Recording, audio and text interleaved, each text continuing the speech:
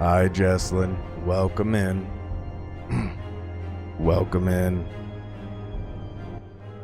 Yes, we are continuing our tale of heresy today. We are absolutely 100% doing it.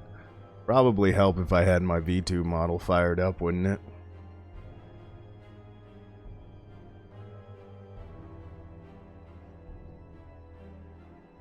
Perfectly okay.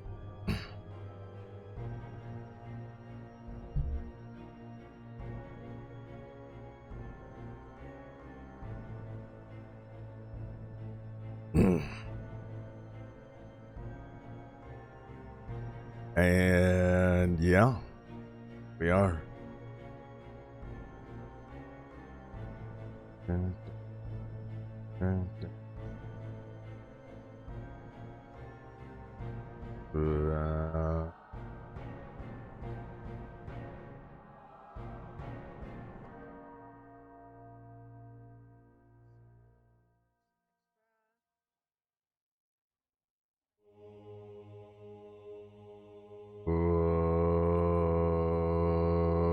Come on, Kindle app.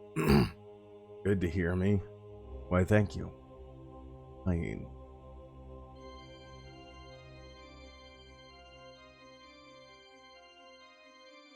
do.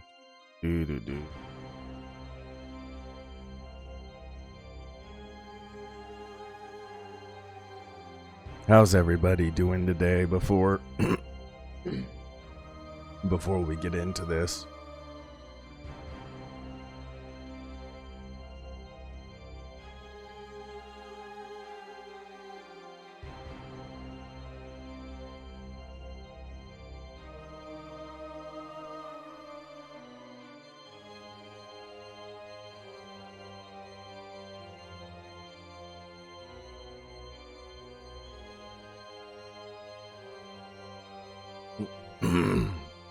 A moment.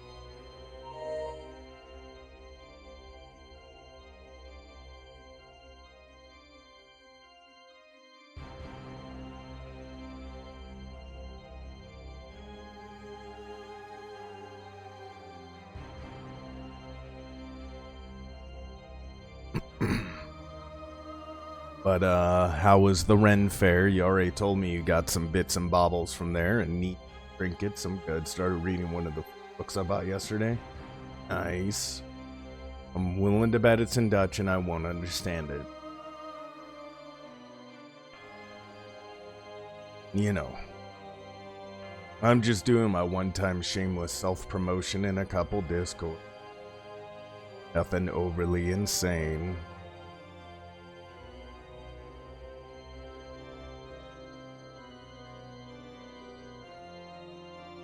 Halfway through. Or what to think of it? Well, that's why there's 4 of them. Exactly why there's...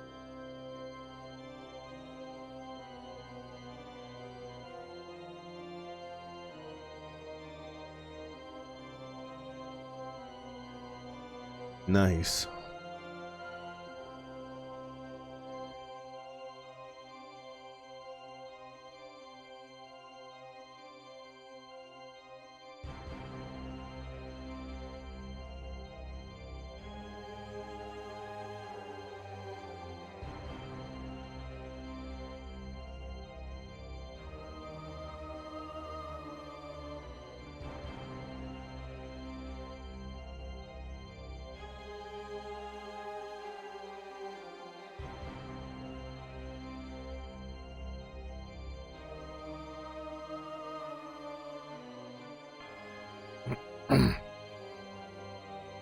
Rather 1/3 of it. Well, that's a good thing though. You got 4 books to read. We have basically 52 books left in this series before we're done with it. So I don't think we're gonna get through it in what's left of the year, but that is okay.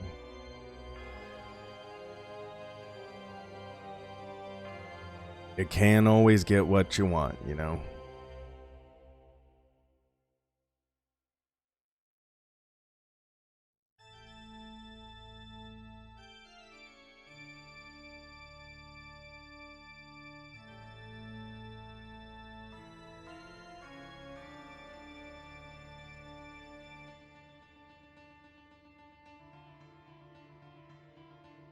But yeah, no, how was the Ren Fair? You told me that it was rainy. You picked up dice, you got some books, you did a lot of neat things while you were there, from the sounds of it.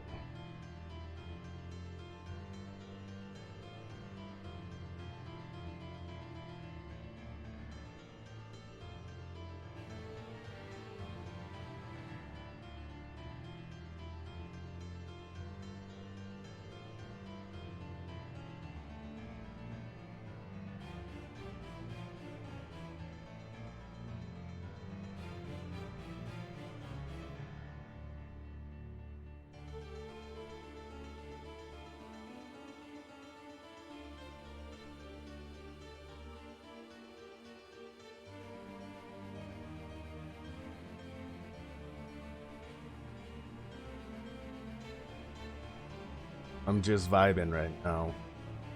Saw the last bit of Japanese drum show, which was cool. I don't know what it... Are you talking like a drama show? Is that what you're talking about? Okay, when I bought it. Is it from an actual author, or is it a self-published author just trying to get their name out there? That's something you got to consider as well. So there's that.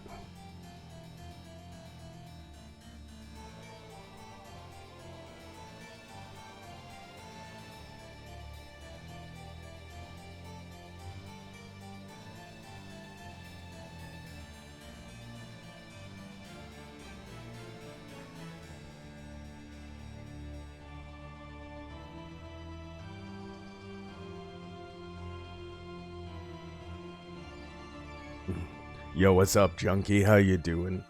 No, it's published by a publisher.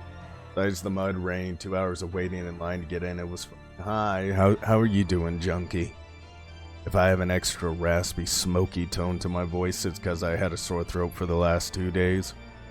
So, still a little congested, but I feel good enough to be doing this today. Did some quick finances, balance out the hemorrhaging of money that I'm doing each month due to probate court and stuff like that. Yeah, no, my savings started with, I don't know, 2 years worth of savings, and I'm down to maybe half a year now, all in the span of 2 months. All because of all the legal shit that I'm going through. Probate court's not cheap, and neither are attorneys. So if you got a family attorney, do it. Or get a will and life insurance, so that way, you know, your families don't have to, like, bear the burden of this type of situation.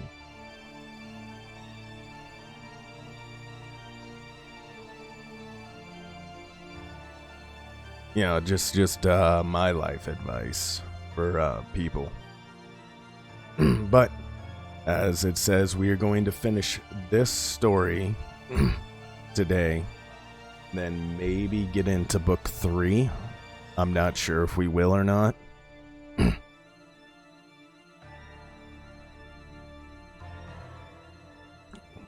Somebody should shout Junkie out because he ain't doing it himself.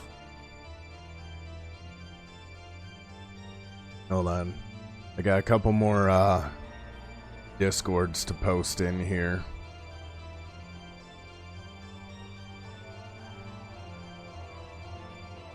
Maybe see how well your voice should hold up first. I mean, we have maybe 100 pages left in this one. But, and maybe 100 pages left. So there's that.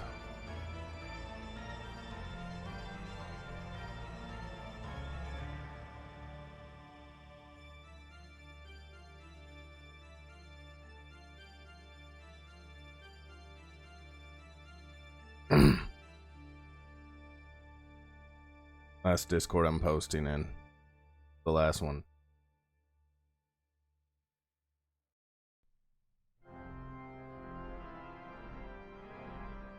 Last one. And then we can get into it because, you know, that's what all the cool kids do. I was wanting to, like, update all of my,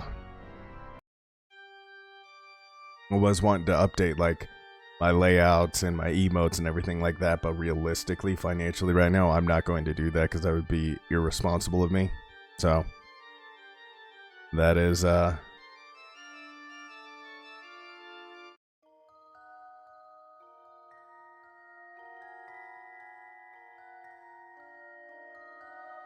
it will not be happening. Is there a way to clear the cache on Chrome without losing all of your login verifications and stuff? Is that possible?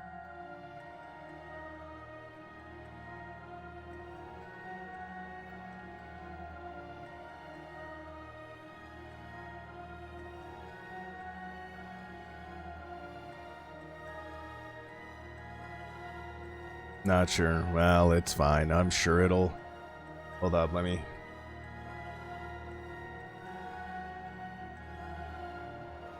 I'll worry about it later after stream.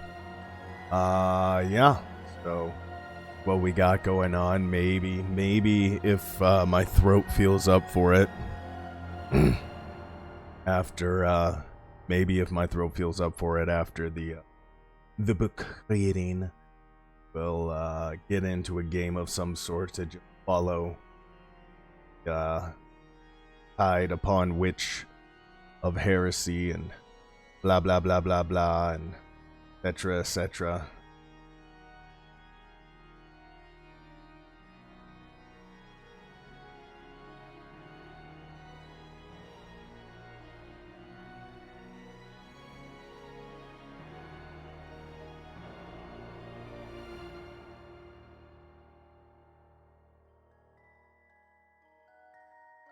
Okay. I think I'm done shamelessly promoting myself. Make sure I did my tweet. But Junkie, how have you been, bud? How's everything going for you? How's the knife work coming along?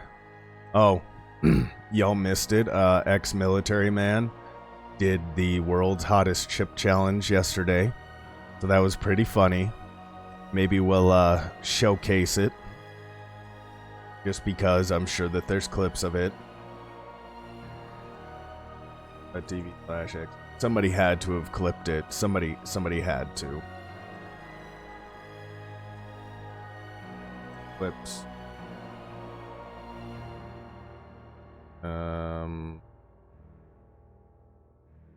Stop all. Clips. 24 hours. Nope, there's no clips of it yet. Not yet. It was hilarious. It was absolutely some of the funniest shit I've ever seen. Da da da da da da da da da da.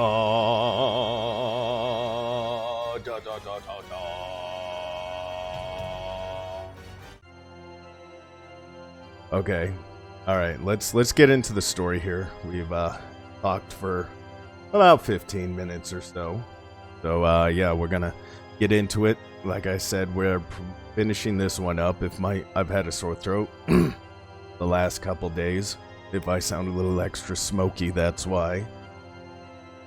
We'll finish up this one, maybe get into 3, or we're gonna shift over to follow the chaos and everything else. Not sure what game we'll play.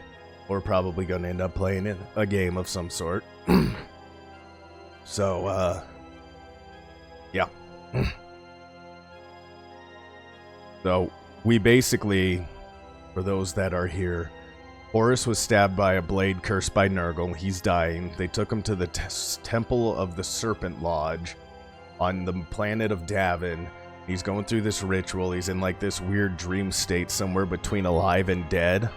And the warp is there and all this other stuff. And his brother of the Thousand Sons is there. And it's just absolute fucking heresy to the highest degree what he's going through. But we're kind of starting to see the where Horus is starting to break through this. I'm not going to give it all away because I've read them, but you know. It was chapter 15, Revelations, Descent, Scattering. In the 2 days since the War Master's departure, the vengeful spirit had become a ghost ship, the mighty vessel having hemorrhaged landers, carriers, skiffs, and any other craft capable of making it to the surface to follow Horus to Davin. This suited Ignis Carcassi fine as he marched with newfound purpose and practice suans and practice ensuance through the decks of the ship. A canvas satchel hung over one shoulder. Each time he passed a public area of the ship, he would check for anyone watching and liberally spread a number of sheets of paper around the desks, tables, and couches. The ache in his shoulder was lessening the more copies of The Truth Is All We Have he distributed from the satchel. Each sheet bearing 3 of what he considered to be his most powerful works to date. Uncaring Gods was his personal favorite, unfavorably comparing the Astartes warriors to ancient titans of myth, a powerful piece that he knew was worthy of a wider audience. He knew he had to be careful with such works, but the passion burned in him too brightly to be contained. He managed to get his hands on a cheap bulk printer with ridiculous ease, acquiring one from the first junkyard dog he approached with no more than a few moments' effort. It was not a good quality machine, or even one he would have looked twice at on Terra. But even so, it had cost him a bulk of his winnings at Mercy. It was a poor thing, but it did the job, even though his billet now stank of printer's ink. Humming quietly to himself, Carcassi continued through the civilian decks, coming at last to the retreat, careful now that he was entering areas where he was known and where there might be others around. His fears were unfounded, as the retreat was empty, making it even more depressing and run-down looking. One should never see a drinking establishment well lit, he thought. It just makes it look even sadder. He made his way through the retreat, placing a couple of sheets on each table. Carcassi froze, and he heard a clink of a bottle on a glass, his hand outstretched to another table. "What are you doing?" asked a cultured but clearly drunk female voice. Carcassi turned and saw a bedraggled woman slumped in one of the booths at the far end of the retreat, which explained why he hadn't seen her. She was in shadow, but he instantly recognized her as Pertinella Vivar, the War Master's documentarist, though her appearance was a far cry from when he'd last seen her on Davin. No, that wasn't right, he remembered. He had seen her on the embarkation deck as the Astartes had returned with the War Master. Obviously, the experience hadn't failed to leave its mark on her. "Those papers," she said, "what are they?" Carcassi guiltily dropped the sheets he had been holding onto the tabletop and shifted the satchel so that it rested at his back. "Nothing really," he said, moving down the row of booth towards her. "Just some poems I'd like people to read." "Poetry? Is it any good? I could use something uplifting." He knew he should leave her to her Malden solitude, but the egoist in him couldn't help but respond, "Yes, I think they're some of my best." "Can I read them?" "I wouldn't right now, my dear," he said. "Now if you're looking for something light, they're a bit dark." "A bit dark?" She laughed. "They sound harsh and ugly. You have no idea." "It's Vivar, isn't it?" asked Carcassi, approaching her booth. "That's your name, isn't it?" She looked up, and Carcassi, an expert in gauging levels of inebriation in others, saw that she was drunk to the point of insensibility. 3 bottles sat drained on the table, and a 4th lay in pieces on the floor. "Yes, that's me, Pertinella Vivar," she said. "Palantina Majora of House Capernus, writer and fraud, and I think very drunk." "I could see that. What do you mean by fraud?" "Fraud," slurred, taking another drink. "I came here to tell the glory of Horus and the splendid brotherhood of the Primarchs, you know.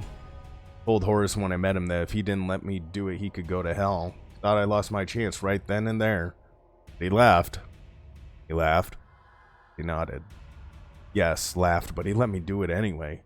I think he might have thought I'd be amusing to keep around or something. I thought I was ready for anything." "And has it proved to be all you hoped it would be, my dear Pertinella?" "No, not really, if I'm honest. Want a drink? I'll tell you about it." Carcasey nodded and fetched himself a glass from the bar before sitting across from him. He poured him some wine, getting more on the table than in the glass. "Thank you," he said. "Why, as I thought it would be. There are many remembrancers. There's many a remembrancer would think such a position would be a documentarist's dreams. Mercedes Ollerton would have killed to land such a role." "Who?" "A friend of mine," explained Carcasey. "She's a documentarist." "She wouldn't want it, trust me," said Pertinella. And Carcasey could see the puffiness around her eyes was due as much tears as to the alcohol. "Some illusions are best kept. Everything I thought I knew. Upside down. Just like that. Trust me, she doesn't want this." "Oh, I think she might," said Carcasey, taking a drink. She shook her head, took a closer look at him as though seeing him for the first time. "Who are you?" she asked suddenly. "I don't know you." "My name is Ignis Carcasey," he said, puffing out his chest. "Winner of the Ethiopopic Lecture and Carcasey." "I know the name," said, rubbing the heel of the palm against her temple as she sought to recall him. "Wait, you're a poet, aren't you?" "I am indeed," he said. "Do you know my work?" She nodded. "You write poetry. Bad poetry, I think. I don't remember." Stung by her casual dismissal of his work, he resorted to petulance and said, "Well, what have you written that's so bloody great? Can't say I remember reading anything you've written." "Ha! You'll remember what I'm going to write. I'll tell you that for nothing." "Really?" quipped Carcasey, gesturing to the empty bottles on the table. "Oh, what might that be? Memoirs of the inebriated socialite? Vengeful spirits of the vengeful spirit? You think you're so clever, don't you?" "I have my moments," said Carcasey, knowing that there wasn't much challenge in scoring points over a drunken woman, but enjoying it nonetheless. "Anyways, it would be pleasant to take this spoiled rich girl, who was complaining about the biggest break of her life, down a peg or two." "You don't know anything?" snapped. "Don't I?" he asked. "Why don't you illuminate me then?" "Fine, I will." And she told Ignis Carcasey the most incredible tale he'd ever heard in his life. "Why did you bring me here?" asked Horace, backing away from the silver tank. The eyes on the other side of the glass watched him curiously, clearly aware, in a way that everyone else they had encountered on this strange odyssey was not. Though he knew with utter certainty who those eyes belonged to, he couldn't accept that this sterile chamber far beneath the earth was the glory of his life had begun. Raised on Chthoniya under the black smog of smelteries, that had been his home. His earliest memories a blur of confusing images and feelings. Nothing in his memory recalled this place or the awareness that must have grown within. "You have seen the ultimate goal of the Emperor, my friend," said Sejunis. "Now it is time for you to see how he began his quest for godhood." "With the Primarch," said Horace. "That makes no sense." "It makes perfect sense. You were to be his generals. Like unto gods, you would bestride planets and claim back the galaxy for him. You were a weapon, Horace, a weapon to be cast aside once blunted and past all usefulness." Horace turned from Sejunis and marched along the walkway, stopping periodically to peer through the glass of the tanks. He saw something different in each one, light and form indistinguishable, organisms like architecture, eyes and wheels turning in circles of fire. Power like nothing he had known was at work, and he could feel the potent energies surrounding and protecting the tanks, rippling across his skin like waves in the air. He stopped by the tank with 9 stenciled upon it and placed his hand against the smooth steel, feeling the untapped glories that might have lain ahead for what grew within, but knowing that they would never come to pass. He leaned forward to look within. "You know what happened here, Horace," said Sejunis. "You were not long for this place." "Yes," said Horace. "There was an accident. We were lost, scattered across the stars until the Emperor discovered us." "No," said Sejunis. "There was no accident." Horace turned from the glass confused. "What are you talking about? Of course there was. We were hurled from Terra like leaves in a storm. I came to Chthoniya, Russ to Fenris, Sanguinius to Baal, and the others to the worlds they were raised on." No, you misunderstand me. I meant that it wasn't an accident, said Seijun. Look around you. You know how far beneath the earth we are? You saw the protective wards carved on the door that led here. What manner of accident do you think could reach into this facility and scatter you so far across the galaxy? And what were the chances of you all coming to rest on ancient homeworlds of humanity? Horus had no answer for him and leaned on the walkway's railing, taking deep breaths as Sejunis approached him. What are you suggesting? I am suggesting nothing. I am telling you what happened. You're telling me nothing, roared Horus.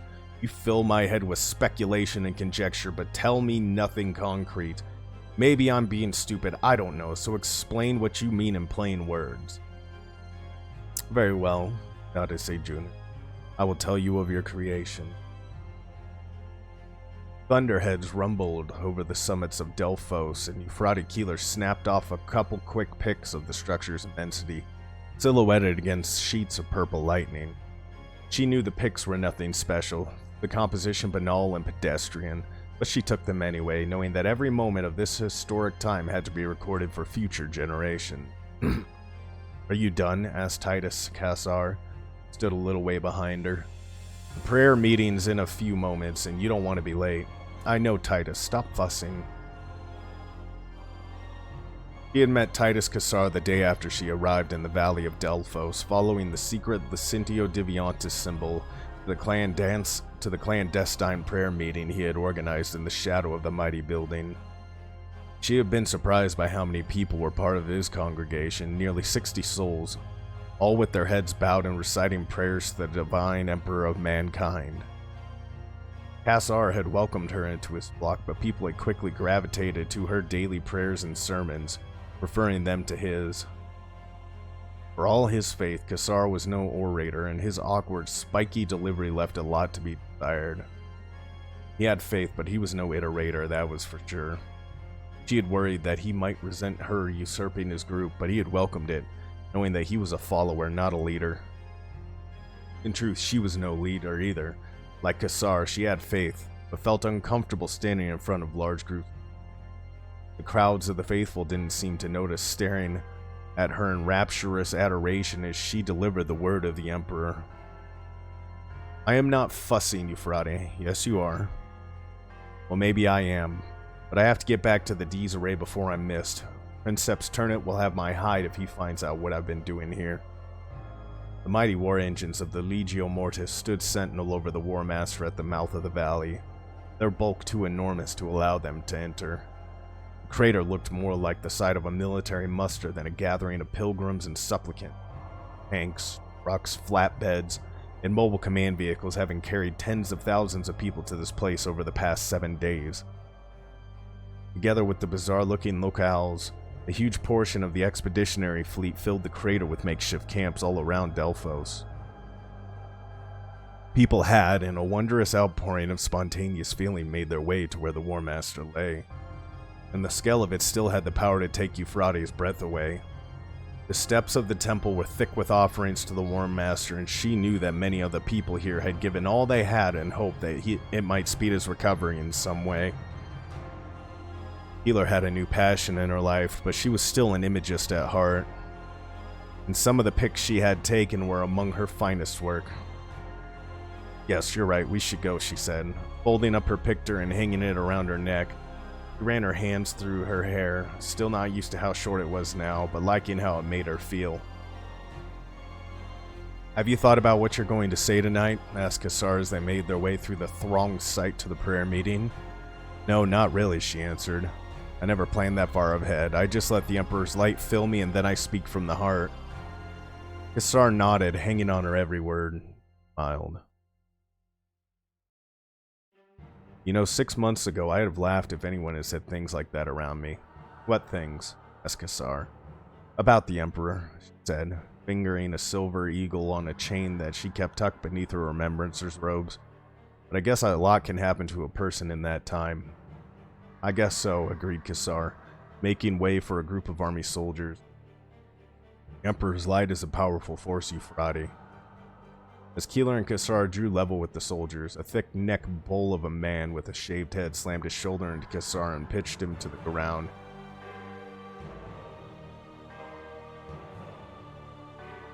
"Hey, watch where you're going," snarled the soldier, looming over Kassar. Keeler stood over the fallen Kassar and shouted, "Piss off, you cretin, you hit him." The soldier turned, backhanding his fist into Euphrates' jaw, and she dropped to the ground, more shocked than hurt.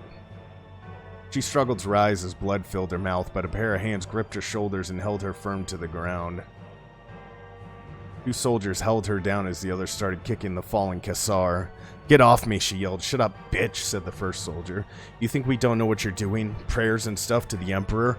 Horus is the one you should be giving thanks to." Kassar rolled to his knees, blocking the kicks as best he could, but he was facing 3 trained soldiers and couldn't block them all. He punched one in the groin and swayed from a thick-soled boot aimed at his head. Finally gaining at his feet, and chopping hands struck him on the side of the neck. Keeler struggled in her captor's grasp, but they were too strong. One man reached down to tear the picture from around her neck, and she bit his wrist as it came in range of her teeth. He yelped and ripped her picture from her. The other wrenched her head back by the roots of her hair. "Don't you dare," she screamed, struggling even harder as the soldier swung the picture by its strap and smashed it to pieces on the ground. Kassar was down on one knee, his face bloody and angry. He freed his pistol from his holster, but a knee connected with his face and knocked him insensible, the pistol clattering back to the ground beside him. "Titus," shouted Keeler, fighting like a wildcat and finally managing to free one arm. He reached back and she clawed her nails down the face of the man who held her. He screamed and released his grip on her, and she scrambled on her knees to the fallen pistol. "Get her," shouted someone. "Emperor-loving witch." She reached the pistol, hearing the thud of heavy impacts, and rolled onto her back. He held the gun out in front of her, ready to kill the next bastard that came near her. Then she saw she wouldn't have to kill anyone. 3 of the soldiers were down. One was running for his life through the campsite, and at last was held in the iron grip of an Astartes warrior. The soldier's feet flailed a meter off the ground as the Astartes held him around the neck with one hand. 5-1 doesn't seem very sporting now, does it? Asked the warrior. And Keeler saw that it was Captain Torgadon of the Mournball. She remembered snapping some fine images of Torgadon on the vengeful spirit and thinking that he was the handsomest of the sons of Horus. Torgadon ripped the name and unit badge from the struggling soldier's uniform before dropping him and saying, "You'll be hearing from the discipline masters. Now get out of my sight before I kill you."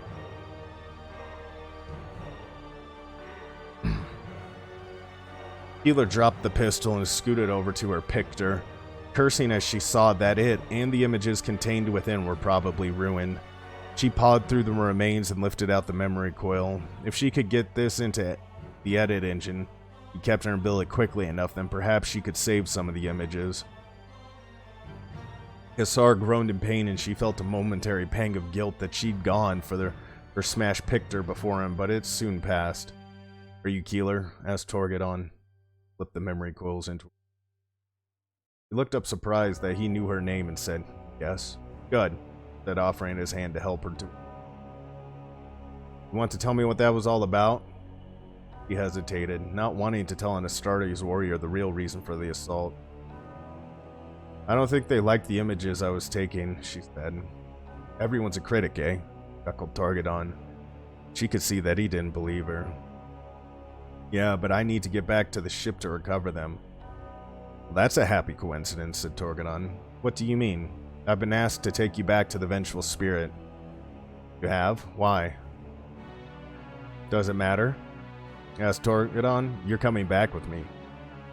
You can at least tell me who wants me back, can't you?" "No, it's top secret." "Really?" "No, not really. It's Chiral Cinderman." The idea of Cinderman sending an Astartes warrior to do his bidding seemed ludicrous to Keeler. And there could only be one reason why the venerable Iterator wanted to speak to her. Ignis or Mercedes must have blabbed to him about her new faith, and she felt her anger grow at their unwillingness to understand her newfound truth. "So the Astartes are at the beck and call of the Iterators now?" she snapped. "Hardly," said Torgadon. "It's a favor to a friend, and I think it might be in your own best interest to go back." "Why?" You ask a lot of questions, Miss Keeler, said Torgadon. While that's a trait that probably stands you in good stead as Remembrancer, it might be best for you to be quiet and listen for a change. Torgadon stirred the smashed remnants of her picture with his boot and said, let's just say that someone wants to give you some lessons in pictography. Hold on, I need a sip here.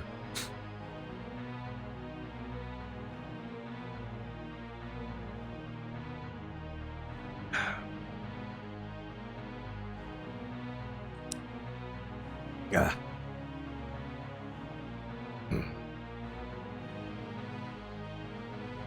The Emperor knew he would need his greatest warriors to lead his armies, began Sejunis. To lead such warriors as the Astartes needed commanders like gods. Commanders who were virtually indestructible and could command superhuman warriors in the blink of an eye. They would be engineered to be leaders of men, mighty warlords whose martial prowess was only matched by the Emperor, each with his own particular skills. The Primarchs. The Primarchs. Indeed. Only beings of such magnitude even think of conquering the galaxy.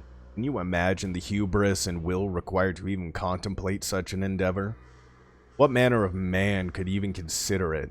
Who but a Primarch could be trusted with such a monumental task? No man, not even the Emperor, could achieve such a godlike undertaking alone. Hence you were created. To conquer the galaxy for humanity, said Horus. No, not for humanity. For the Emperor, said Sejunis.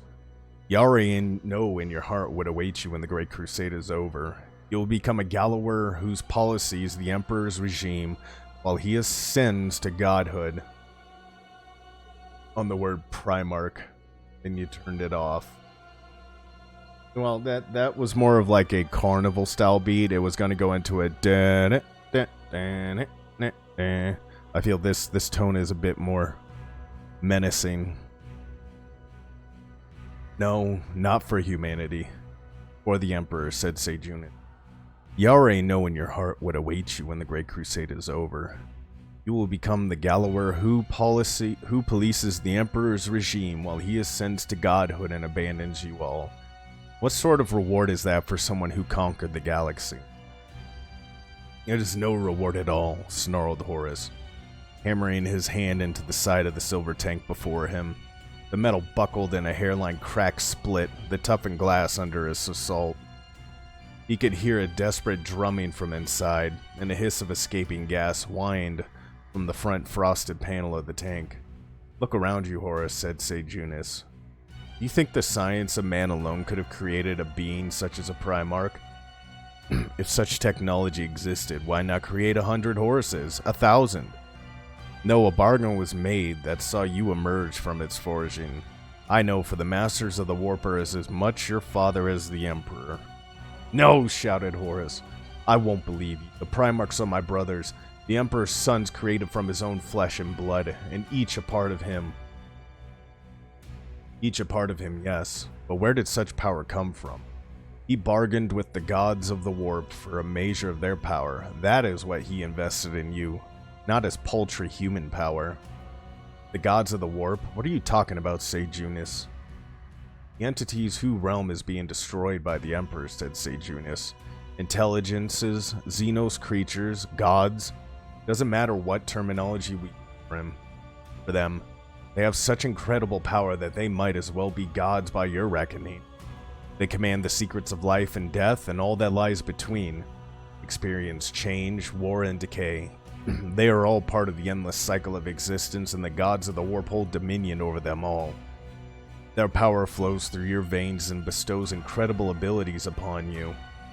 The Emperor has long known of them, and he came to them many centuries ago offering friendship and devotion. He would never do such a thing, denied Horus. Also, how are you doing today, Myth? Can we get a shout out for Myth, even though he hasn't streamed in a while, please? I don't know if you're still here or not, Jess, but how's your day going, Myth? You underestimate his lust for power, my friend, said Sejunis as they made their way back towards the steps that led to the laboratory floor. The gods of the warp are powerful, but they do not understand this material universe. The Emperor was able to betray them, stealing away their power for himself and creating you. He passed on but a tiny measure of that power. They got some days off. Play everything nice. Horus felt his breath come in short, painful bursts. He wanted to deny Sejunis' words, but part of him knew that this was no lie. Like any man, his future was uncertain, but his past had always been his own. His glories in life had been forged with his own two hands, but even now, they were being stripped away from him by the Emperor's treachery. We are tainted, whispered Horus. All of us. Tainted? No, said Sejunis, shaking his head. The power of the warp simply is. Used wisely and by a man of power, it can be a weapon like no other. It can be mastered, and it can be a powerful tool for one with the will to use it. Then why did the Emperor not use it well? I think I'll finish my Minecraft task now. Nice. Because he was weak, said Sejunis, leaning in close to Horus.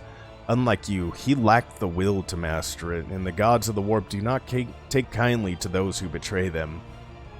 The Emperor had taken a measure of their power for himself, but they struck back at him. How? You will see. With the power he stole from them, he was too powerful for them to attack directly. They had foreseen a measure of his plans, and they struck at what he needed most to realize those plans. The Primarchs? The Primarchs, agreed Sejunis, walking back down the length of the walkway. Horus heard distant sirens blare and felt the air within the chamber become more agitated, as if a cold electric current whipped from molecule to molecule. What's going on? He asked as the sirens grew louder. Justice, said Sejunis. The reflective surfaces of the tanks lit up as an arctic blue light appeared above them, and Horus looked up to see a blob of dirty light swirling into existence just below the ceiling. Like a miniature galaxy, it hung suspended above the silver incubation tanks, growing larger with every passing second. A powerful wind above tugged at Horus, and he hung onto the railing as a shrieking howl issued from the spreading vortex above him. What is that? He shouted, working his way along the railing towards the stairs. You know what it is, Horus, said Sejunis. We have to get out of here. It's too late for that, said Sejunis, taking his arm in an iron grip. Take your hand off me, Sejunis, warned Horus, or whatever your name is. I know you're not Sejunis, so you might as well stop pretending. Even as he spoke, he saw a group of armored warriors rushing through the chamber's doorways towards them. There were 6 of them, each with the build of an Astartes, but without a suit of battle plate. They were less bulked out and gigantic. They wore fabulously ornate gold breastplates decorated with eagles and lightning bolts, and each wore a tall peaked helm of bronze with a red horsehair plume. Scarlet cloaks billowed behind them in the cyclone that swept through the chamber. Long spears and bolt guns slung beneath. Crackling blades were aimed at him, and he instantly recognized the warriors for what they were. The custodian guard, the praetorians of the Emperor himself. Halt, fiends, and face thy judgment, shouted the lead warrior, aiming his guardian spear at Horus's heart. Though the warrior wore an enclosing helm, Horus would have recognized his eyes in that voice anywhere. Valdor, cried Horus. Constantine Valdor, it's me, it's Horus. Be silent, shouted Valdor. End this foul conjuration now. Horus looked up at the ceiling, feeling the power contained within that swirling maelstrom tugging at him, like the call of a long-lost friend. He forced its siren song from his mind, dropped to the floor of the chamber, and took a step forward. Ripping blast of light erupted from the custodian's spears, and Horus was forced to his knees by the hammering impacts of their shells. The howling gale swallowed up the noise of the shots, and Horus cried out. Not with pain, but with the knowledge that fellow warriors of the Imperium had fired upon him. More blasts struck him, tearing great chunks from his armor, but none were able to defeat its protection. custodians advanced in disciplined ranks, pouring their fire into him, keeping him pinned beneath the weight. Sejunis ducked behind the stairs, sparks and smoking chunks ripping from the metal as the explosive bolts tore through it. Horus roared in anger and surged to his feet, all thoughts of restraint forgotten as he found himself at the center of a deafening storm. A bolt clipped his gorget and almost spun him around, but it was not enough to stop him. He ripped the guardian spear from the nearest custodian, smashed his skull to splinters with a single blow from his fist. He reversed his grip on the spear and slashed the next custodian from collarbone to groin, the two shorn halves swept up by the howling winds and vanishing into the crackling vortex. Another custodian died as Horus rammed the spear through his chest and split him in two.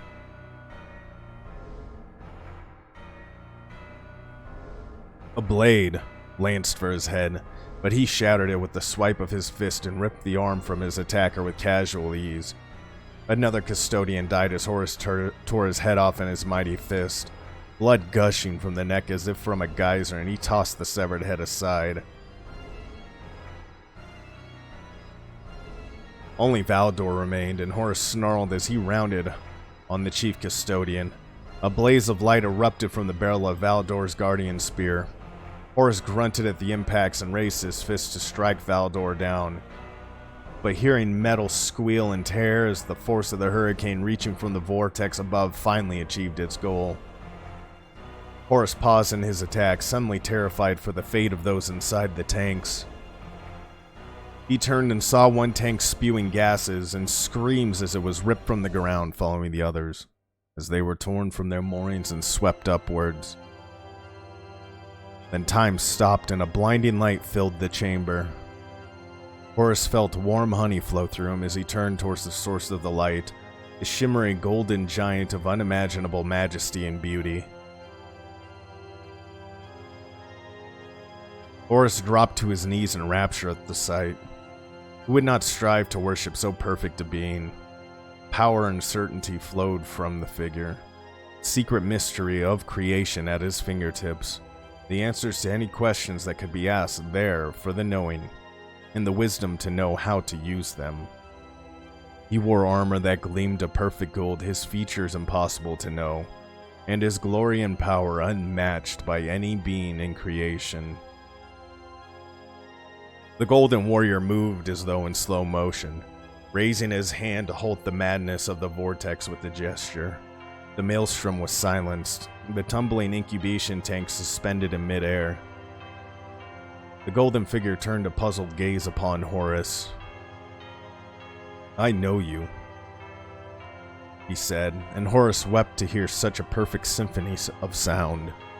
"Yes," said Horus, unable to raise his voice above a whisper.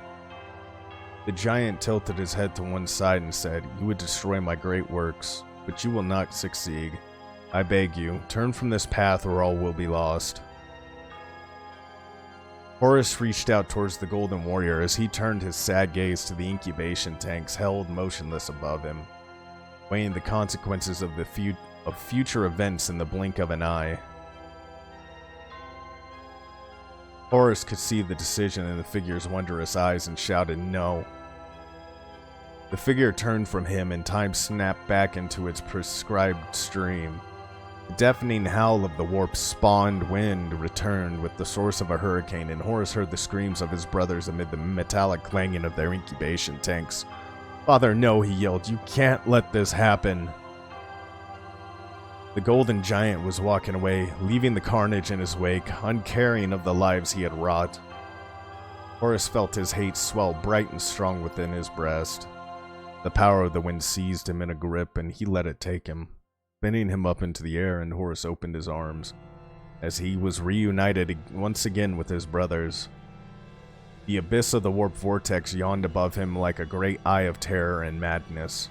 He surrendered to its power and let it take him into its embrace. Uh-oh. We are hitting a very fine culminating point here. Ba-da-ba-da-ba-da-bum-bum-bum.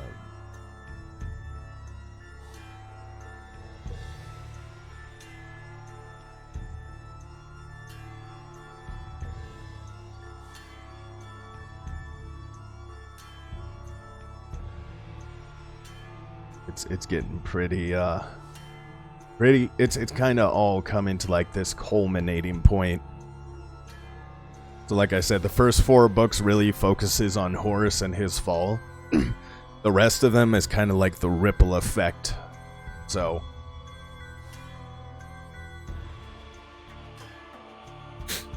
ugh.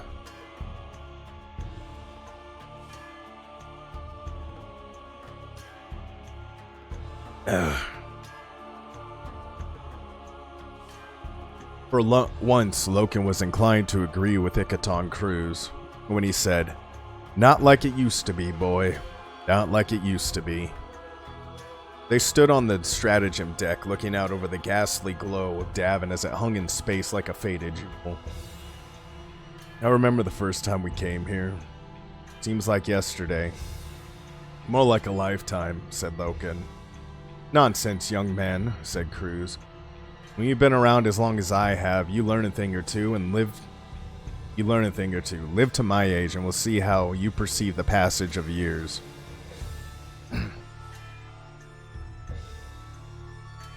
Loken sighed, not in the mood for another of Cruz's ramblings, faintly patronizing the stories of the good.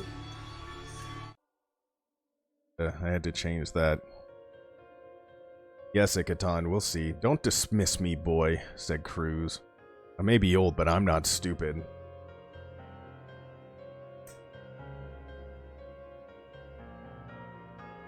I never meant to say you were, said Loken. Then take heed of me now, Garviel, said Cruz, leaning in close. You think I don't know, but I do. Don't know about what? About the half-heard thing, hissed Cruz, quietly so that none of the deck crew could hear him. I know fine well why you call me that. And it's not because I speak softly, it's because no one pays a blind bit of notice to what I say. Loken looked into Cruz's long-tanned face. His skin deeply lined with creases and folds, his eyes, normally hooded and half-closed, were now intense and penetrating. Ikaton, began Loken, but Cruz cut him off. Don't apologize, it doesn't become you. I don't know what to say, said Loken.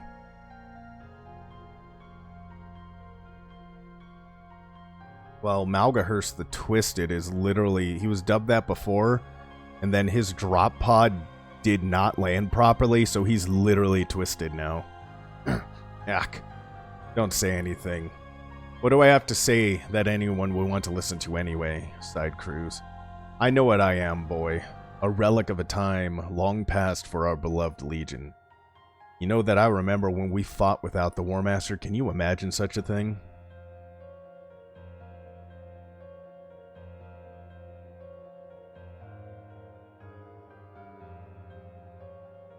We may not have to soon, Ikaton. It's nearly time for the Delphos to open, and there's been no word. Apothecary Vidon is no nearer to finding out what happened to the War Master, even with the Anthemy. The what? The weapon that wounded the War Master, said Loken, wishing he hadn't mentioned the Kindbranch weapon in front of Cruz. Oh, it must be a powerful weapon, that, said Cruz sagely. I wanted to go back down to Davin with Torgadon, said Loken, changing the subject. But I was afraid of what I might do if I saw little Horus and Ezekiel. They are your brothers, boys, said Cruz. Whatever happens, never forget that. We break such bonds at our peril. When we turn from our brother, we turn from them all. Even when they have made a terrible mistake? Even then, agreed Cruz. We all make mistakes, lad. We need to appreciate them for what they are. Lessons that can only be learned the hard way. Unless it's a fatal mistake, of course, but at least someone else can learn from that. I don't know what to do, said Loken, leaning on the stratagem rail. I don't know what's happening with the War Master, and there's nothing I can do about it. It's a thorny one, my boy, agreed Cruz. Still, as we used to say back in my day, when there's nothing you can do about it, don't worry about it. Things must have been simpler back in your day, Ikaton. Loken. They were, boy, that's for sure, replied Cruz, missing Loken's sarcasm. There's none of this quiet order nonsense. Do you think we'd have that upstart Vavara's bane for blood back in the day? And that we'd have remembrancers on our own bloody ship writing treasonous poetry about us, claiming that it's unvarnished truth? I ask you, where's the damn respect the Astartes used to be held in? Change days, young man, change days.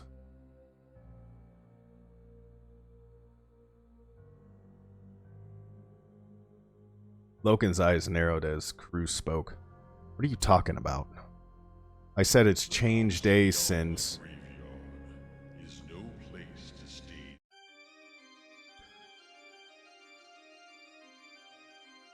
I said it's changed days since... No, said Loken.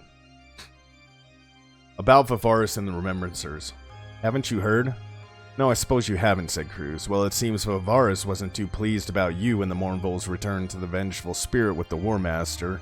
The fool thinks heads should roll for the deaths you caused. He's been on the Vox daily to Malgahurst, demanding we tell the fleet what happened and make reparations to the families of the dead and then punish you all. Punish us? Us? That's what he's saying, nodded Cruz.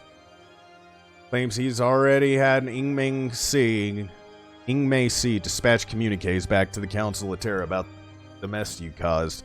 Bloody nuisance if you ask me. We didn't have to put up with this when we first set out. You fought and bled, and if people got in the way, then that was their tough luck. Loken was aghast at Cruz's words, once again feeling the shame of his actions on the embarkation deck. The innocent deaths he'd been a part of would remain with him until his dying day. But what was done, and he wouldn't waste time on regret. For mere mortals to decree the death of an Astartes was unthinkable, however unfortunate the events had been. As troublesome a problem as Vivaris was, he was a problem for Malgahurst to deal with. But something in Cruz's words struck a familiar chord. Said something about remembrancers? Yes, as if we didn't have enough to worry about.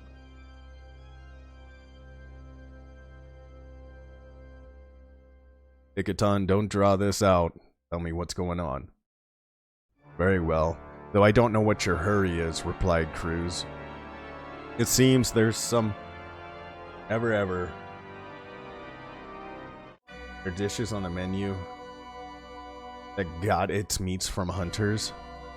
Never ever I want to hear pet names that are dishes. Well, heard. Like half heard. Like nobody ever really listens to them. Very well, though I don't know what your hurry is, replied Cruz. It seems there's some anonymous remembrancer going about the ship dissing out anti-Astartes propaganda, poetry, or some such drivel. Crewmen have been finding pamphlets all over the ship called "The Truth Is All We Have" or something pretentious like that. The truth is all we have, repeated Loken. Yes, I think so. Loken spun on his heel and made his way from the stratagem without another word. Not like it was back in my day, sighed Cruz after Loken's departing back.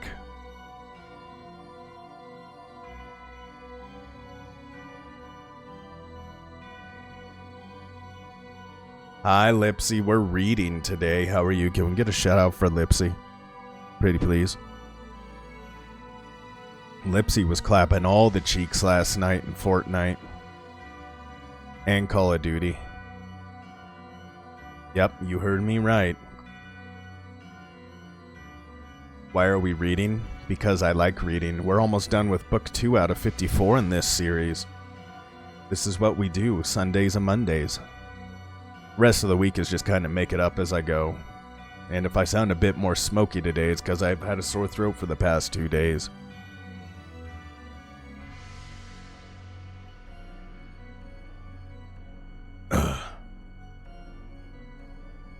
I'm a little congested still, hence the now and again.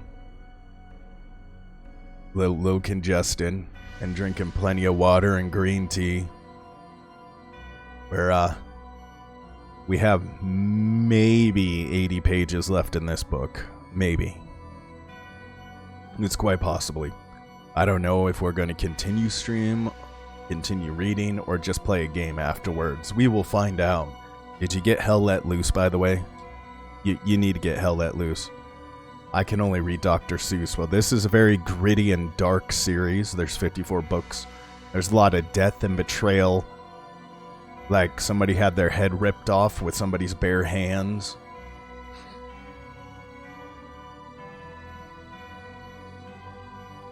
It's a very gritty and dark series.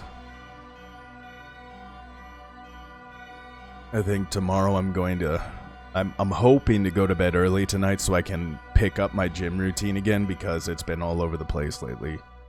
I'm probably going to go tonight around like midnight or 11 if I can't sleep at 9 like I usually like to do.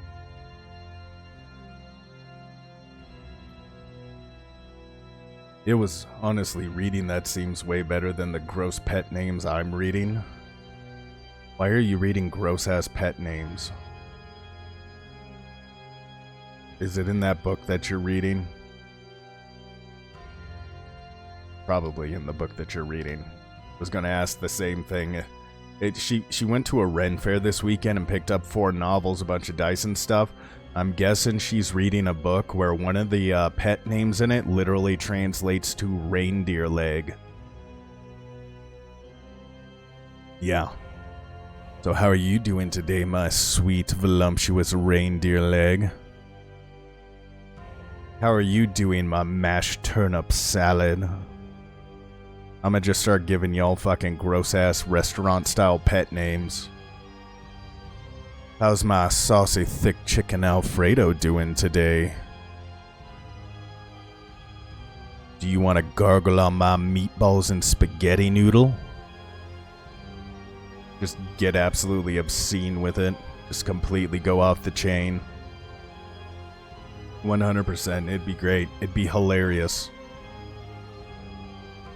It's one slim sketty noodle. Joke's on you.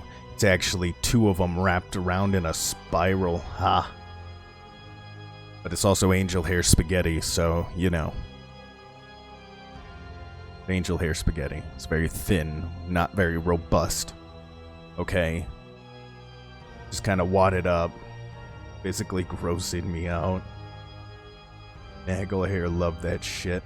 Angel Bro, angel hair noodles are the superior spaghetti noodles to cook with. I don't care what anybody says. So how's my beef tenderloin doing today? That's what we're doing now. I'm going to start doing restaurant-style pet names for everybody. How's my salad bar? Dyslexia hit hard on Angel. Oh yeah, that's alright.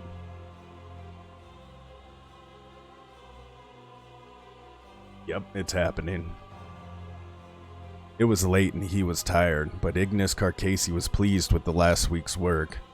Each time he'd made a clandestine journey through the ship distributing his radical poetry, he returned hours later to find every copy gone. Though the ship's crew was no doubt confiscating some, he knew that others must have found their way into the hands of those who needed to hear what he had to say. The companionway was quiet, but then it always was these days. Most of those who held vigils for the fallen War Master did so either on Davin or in the larger spaces of the ship. An air of neglect hung over the vengeful spirit, as though the servitors who cleaned and maintained it had paused in their duties to await the outcome of the events on the planet below. As he walked back to his billet, Carcassi saw the symbol of a Licitio Deviantis scratched into the bulkheads and passageways, time and again, and he had the distinct impression that if he were to follow them, they would lead him to a group of the faithful. Whoa, what's my kinky food name? Myth. You're my garlic mashed potatoes with turkey gravy sauce. That's your kinky food name. Garlic mashed potatoes with turkey gravy, drizzled all over it slowly.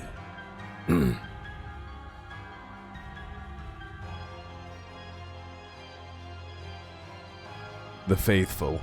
It still sounded strange to think of such a term in these enlightened times. He remembers standing in a fane on 6319 and wondering if belief in the divine was some immutable flaw in the character of mankind. Did he need to believe in something to fill some terrible emptiness within him?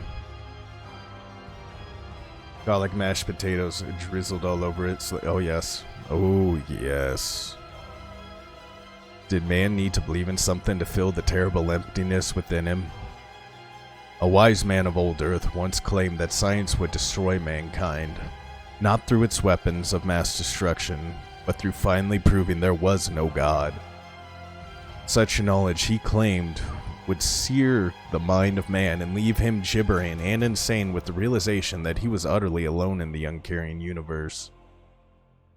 Carcasey smiled and wondered what that old man would have said if he could see the truth of the Imperium taking its secular light to the far corners of the galaxy. On the other hand, perhaps the Licitio Deviantis cult was vindication of his words, proof that in the face of that emptiness, man had chosen to invent new gods to replace the ones that had passed out of memory. Carcasey wasn't aware of the Emperor having transubstantiated from man to God, but the cult's literature was appearing with the same regularity as his own publication, claimed that he had already risen beyond mortal concerns. He shook his head with such foolishness, already working out how to incorporate this weighty pontificating into his new poems. His pilot was just ahead, and as he reached towards the recessed handle, he immediately knew that something was wrong. The door was slightly ajar and the reek of ammonia filled the corridor, but even with that powerful smell, Carcasey detected a familiar, pervasive aroma. That could only mean one thing. The impertinent ditty he had composed for Euphrates Keeler concerning the stink of Astartes leapt to his mind, and he knew who would be behind that door even before he opened it. He briefly considered simply walking away, but realized that there would be no point. He took a deep breath and pushed open the door. Inside his cabin was a mess, though it was a mess of his own making rather than that of any intruder. Standing with his back to him, and seeming to fill the small space with his bulk as he'd expected, Captain Loken. "Hello, Ignis," said Loken, putting down one of the bondsman number 7s.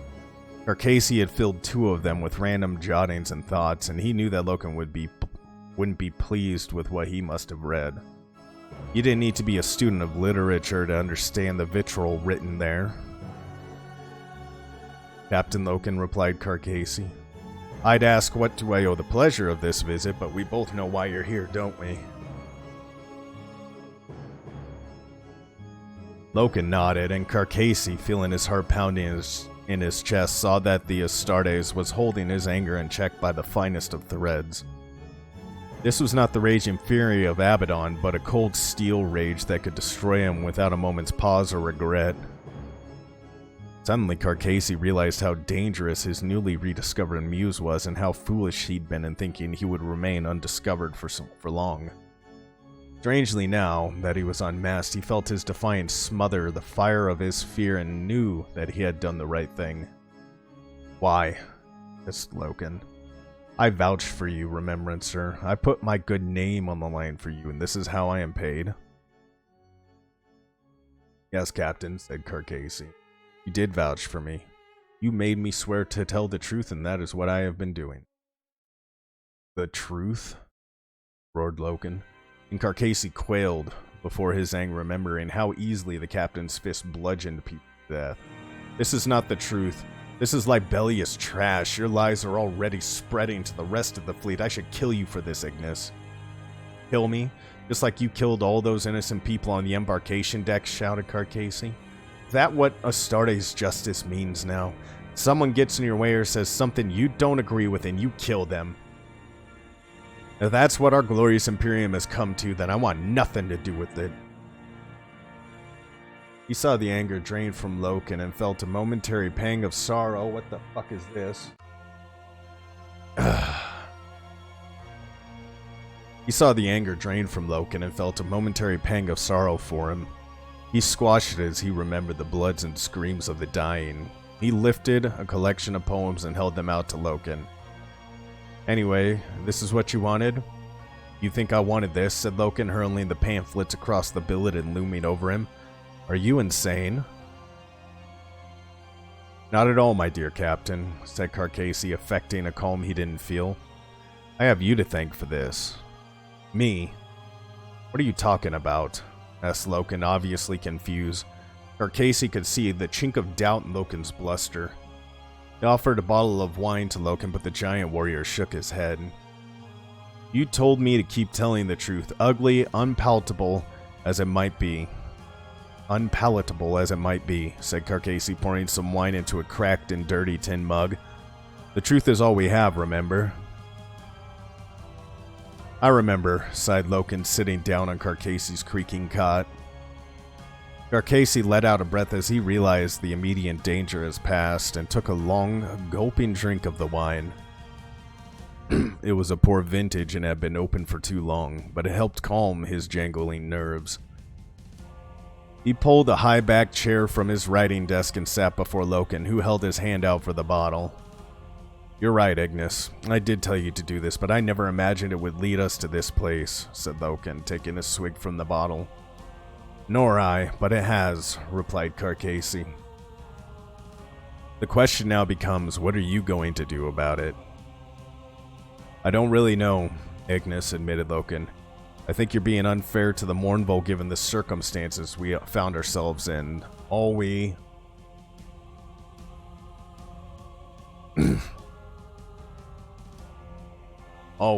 No, interrupted Carcasey. I'm not.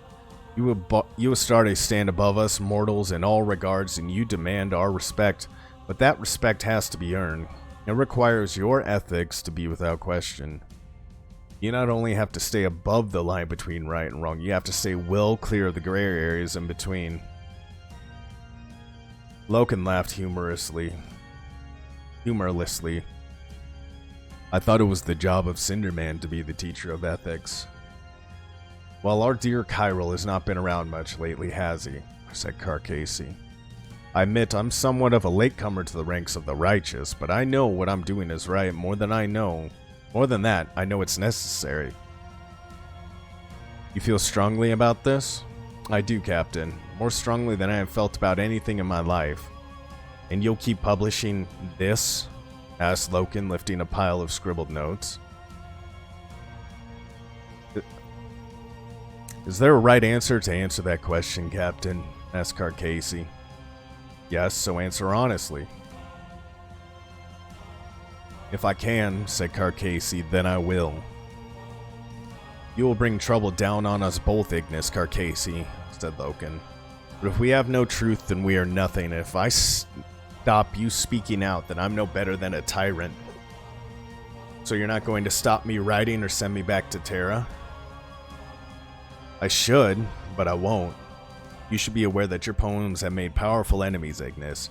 Enemies who will demand your dismissal or worse. As of this moment, however, you are under my protection. You think I'll need protection? Asked Carcasey. Definitely, said Loken. I'm told you wanted to see me, said Euphrates Keeler. Care to tell me why? Ah, my dear Euphrates. Kyril Cinderman looking up from its food. Do come in. She found him in the subdeck dining area after scouring the dusty passages of the archive chamber 3 for him for over an hour. According to the iterators left on the ship, the old man had been spending almost all of his time there, missing his lectures. Not that there were any students to lecture just now, and ignoring the requests for his peers to join them for meals or Torgadon had left her to find Cinderman on her own, his duty discharged simply by bringing her back to the vengeful spirit. Then he'd gone in search of Captain Loken to travel down to Davin with him. Keeler didn't doubt that he'd pass on what he'd seen on the planet to Loken, but she no longer cared who knew of her beliefs. Cinderman looked terrible, his eyes haggard and gray, his speech sallow and gaunt. You don't look good, Cinderman. I can say the same for you, Euphrates, said Cinderman. You've lost weight, it doesn't suit you. Most women would be grateful for that. But you didn't have one of the Astartes fetch me back here to comment on my eating habits, did you? Cinderman laughed, pushing aside the book he'd been poring over. No, you're right. I didn't. Then why did you? She asked, sitting opposite of him. If it's because of something Ignis has told you, then save your breath. Ignis? No, I haven't spoken to him for some time, replied Cinderman. It was Mercedes Oleton who came to me. He tells me you become quite the agitator for the Licitio Deviantis cult. It's not a cult. No? Then what would you call it? He thought about it for a moment and then answered, a new faith. A shrewd answer, said Cinderman. If you'll indulge me, I'd like to know more about it. You would? I thought you'd brought me back to try to teach me the error of my ways, to use your iterator's wiles, to try to talk me out of my beliefs. Not at all, my dear, said Cinderman. You may think your tribute is paid in secret in the recesses of your heart, but it will out. We are a curious species when it comes to worship. The things that dominate our imagination determine our lives and character.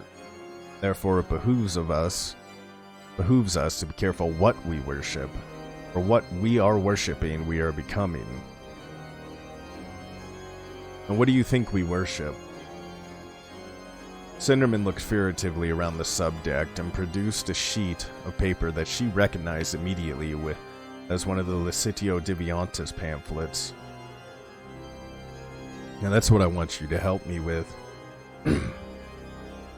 I have read this several times, and I must admit that I am intrigued by the things it post-its. You see, ever since the events beneath the Whisperheads, I haven't been sleeping too well, and I thought to bury myself in my books, and I thought that if I could understand what happens to us, then I could rationalize it. And did you? He smiled, but she could see the weariness and despair behind the gesture. Music doesn't seem to be lining up too good today. I'm sorry, guys. He smiled, but she could see the weariness and despair behind the gesture. Honestly, no, not really.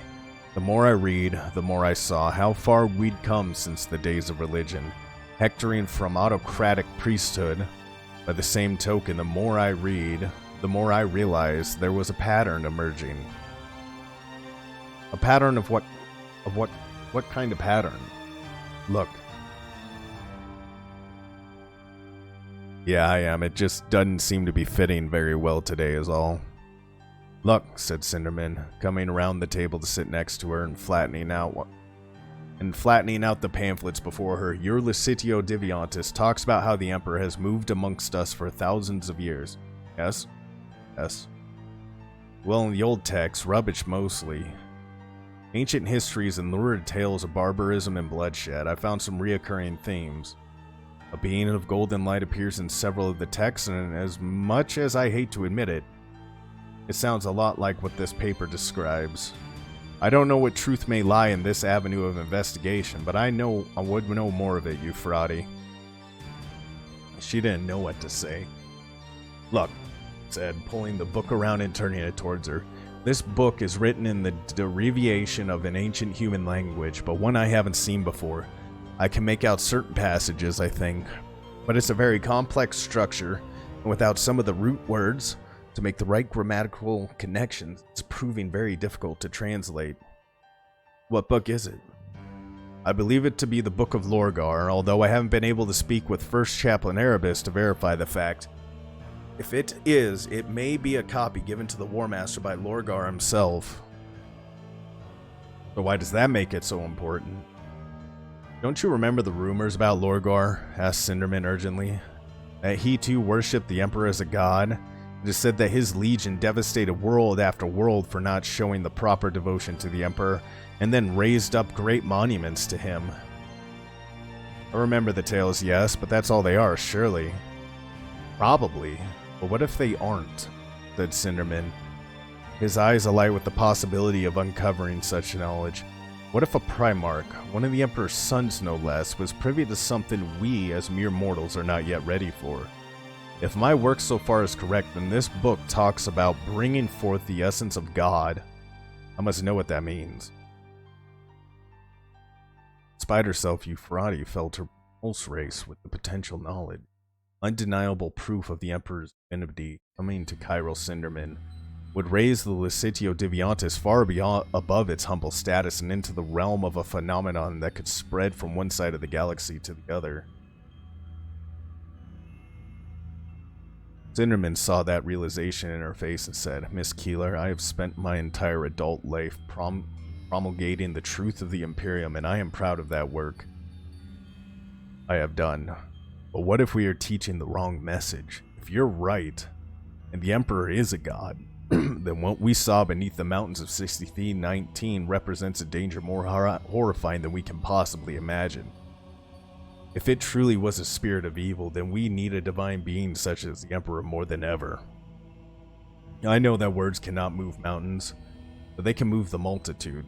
We've proven that time and again. People are more ready to fight and die for a word than for anything else. Words shape thought, stir feelings, and force actions.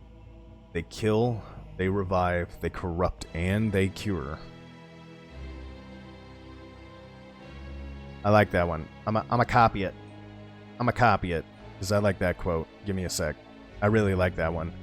It kind of goes into my whole, my whole "we're all royally fucked" message that I tend to promulgate.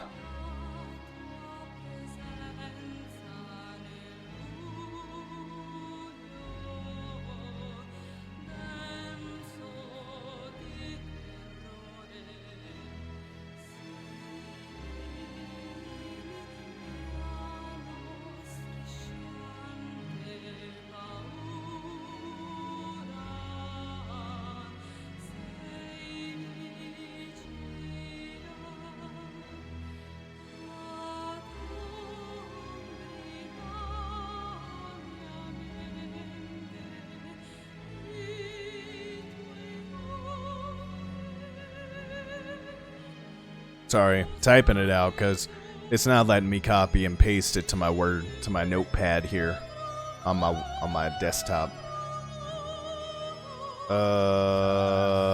Okay, all right. 5 stone pickaxes later, and I'm still digging a hole for my home. You could just go move into my cave hole. I live in a hole. I'm perfectly content living in that cave hole, honestly. So, you know. That would have been so much better without the haunting melody. If being an iterator has taught me anything, it's that men of words, priests, prophets, and intellectuals have played a more decisive role in history than any military leaders or statesmen. If we can prove the existence of God, then I promise you the iterators will shout that truth from the highest towers of the land. I literally put mine in a literal rock hole in the ground. I don't do fancy homes. Euphrates stared, open-mouthed, as Chiral Cinderman turned her world upside down. This arch-prophet of secular truth speaking of gods and faith. Looking to his eyes, she saw the racking self-doubt and crisis of identity that he had undergone since she had last seen him. Understanding how much of him had been lost these last few days and how much he had been gained. "Let me see," she said, and Cinderman pushed the book in front of her. The writings were angular, cuneiform, running up and down the page rather than along it, and right away she could see that she would be no help in his translation, although elements of the script looked somehow familiar. "I can't read it," she said. "What does it say exactly?" "Well, that's the problem. I can't tell exactly," said Cinderman. "I can make out the odd word, but it's difficult without a grammatical key." "I've seen this before," she said, suddenly remember why the writing looked familiar. "I hardly think so, Euphrates," said Cinderman. "This book has been in the archive chambers for decades. I don't think anyone's read it since it was put there." "Don't patronize me, Cinderman. I've definitely seen this before," she insisted. "Where?" Keeler reached into her pocket and gripped the memory coil of her smashed picture. She rose from her seat and said, "Gather your notes. I'll meet you in an archive chamber in 30 minutes. "Where are you going?" asked Cinderman, gathering up the book. "To get something you're going to want to see." Horace opened his eyes to see a sky thick with polluted clouds. The taste in the air, chemical and stagnant. It smelled familiar. It smelled of home. He lay on an uneven plateau of dusty black powder in the front of a long exhausted mining tunnel. and felt the hollow ache of homesickness as he realized this was Chthoniya. The smog of the distant foundries and the relentless hammering of deep-core mining filled the sky with particulate matter, and he felt an ache of loneliness for the simpler times he had spent there. Horus looked around for Sejunis, but whatever the swirling vortex beneath Terra had been, it had evidently not swept his old comrade up in its fury. His journey here had not been as silent and instant as his previous journeys through this strange unknown realm. The powers that dwelled in the warp had shown him a glimpse of the future, and it was a desolate place indeed. Foul Xeno breeze held sway over huge swaths of the galaxy, and a pall of hopelessness gripped the sons of man. The power of humanity's glorious armies was broken, the legions shattered and reduced to fragments of what they had once been. Bureaucrats, Skinevers, and officialdom ruling in a hellish regime where men lived in glorious lives of no consequence or ambition. In this dark future, mankind had not the strength to challenge the overlords, to fight against the terrors the Emperor had left them to. His father had become a carrion god who neither felt his subjects' pain nor cared for their fate. In truth, the solitude of Chthoniya was welcome, his thoughts tumbling through his head in a mad whirl of anger and resentment. The Emperor tinkered with powers far beyond his means to master and had already failed to control it once before. He bargained away his sons for the promise of power and now returned to Terra to try once again.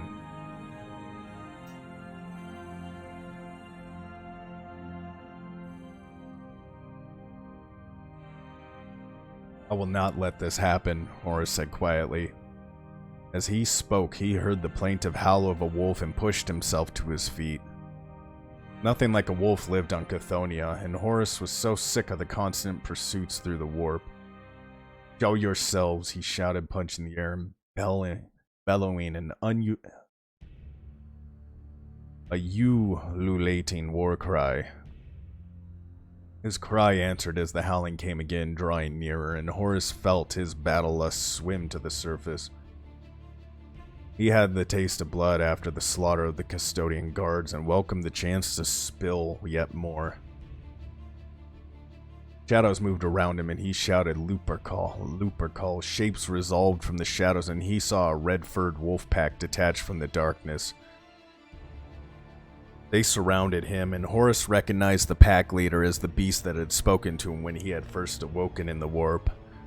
"What are you?" asked Horus, and no lies. "A friend," said the wolf, its form blurring and running with rippling lines of golden light. The wolf reared up on its hind legs, the form elongating, widening as it became more humanoid, its proportions swelling and changing until it stood as tall as Horus himself.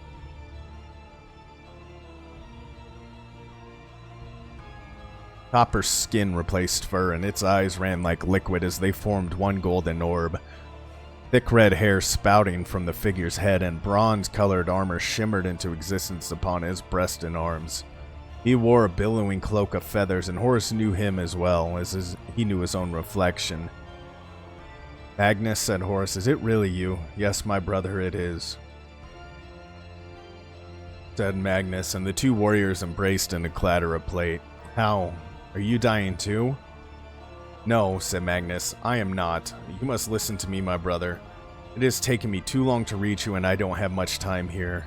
The spells and wards placed around you are powerful, and every second I am here, a dozen of my thralls die to keep them open." "Don't listen to him, War Master," said another voice, and Horus turned to see Hastur Sejunis emerge from the darkness of the mining tunnel. "This is who we have been trying to avoid. It is this shape-changing creature of the warp that feasts on human souls and seeks to devour yours so that you cannot return to your body. All that was Horus would be no more." "He lies," spat Magnus. "You know me, Horus. I am your brother. But who is he? Hastur? Hastur is dead."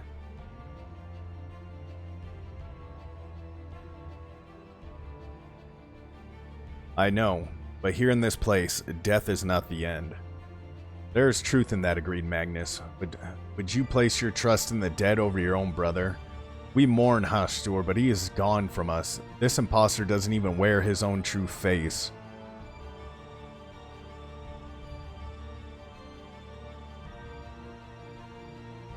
Magnus thrust his fist forward and closed his fingers on the air as though gripping something invisible.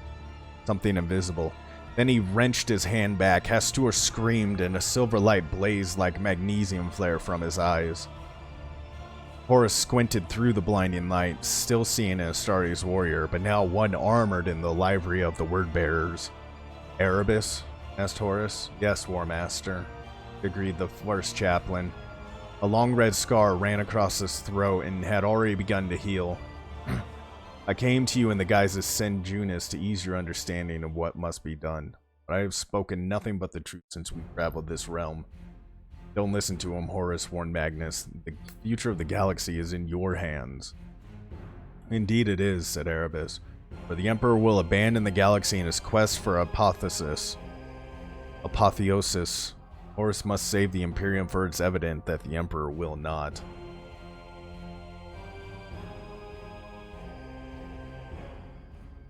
Chapter 17.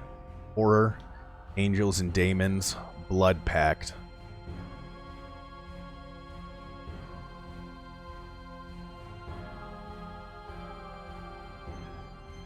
With the compact Edic engine tucked under one arm and a sense of limitless possibilities filling her heart, Euphrates Keeler made her way through the stack of the Archive Chamber 3 towards Cinderman's table. The white-haired iterator sat hunched over the book he had shown her earlier, his breath misting in the chill of the air. She sat down beside him and placed the edit engine on the desk, slotting a memory coil into the imager slot. It's cold in here, Cinderman, she said. How haven't you caught a fever? I'd never know. He nodded. Yes, it is rather cold, isn't it? It's been like this for days now, ever since the War Master was taken to Davin, in fact. The screen of the edit engine flickered to life, its white screen bathing them both in its washed-out light, as Keeler flicked through the images she had captured. She zipped through those she had taken while on Davin's surface, and those of Captain Loken and the Mournville prior to their departure for the Whisperheads. What are you looking for exactly? Asked Cinderman. This, she said triumphantly, angling the screen so he could see the image displayed. The file contained 8 pictures, all taken at the War Council on Davin, where Yugen Temba's treachery had been revealed. Each shot included First Chaplain Erebus, and she used the engine trackball to zoom in on his tattooed skull. Cinderman gasped as he recognized the symbols on Erebus's head. They were identical to the ones in the book that he had shown Keeler on the subdeck. That's it then, he breathed. It must be the Book of Lorgar.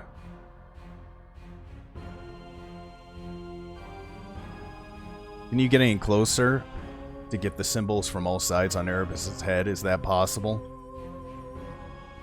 Please, it's me, she replied, hands dancing across the keys of the edit engine.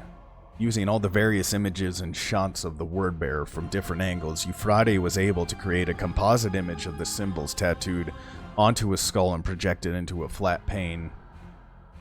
Cinderman watched her skill with admiration, and it took her less than 10 minutes to resolve a high-grain image of the symbols on Erebus's head.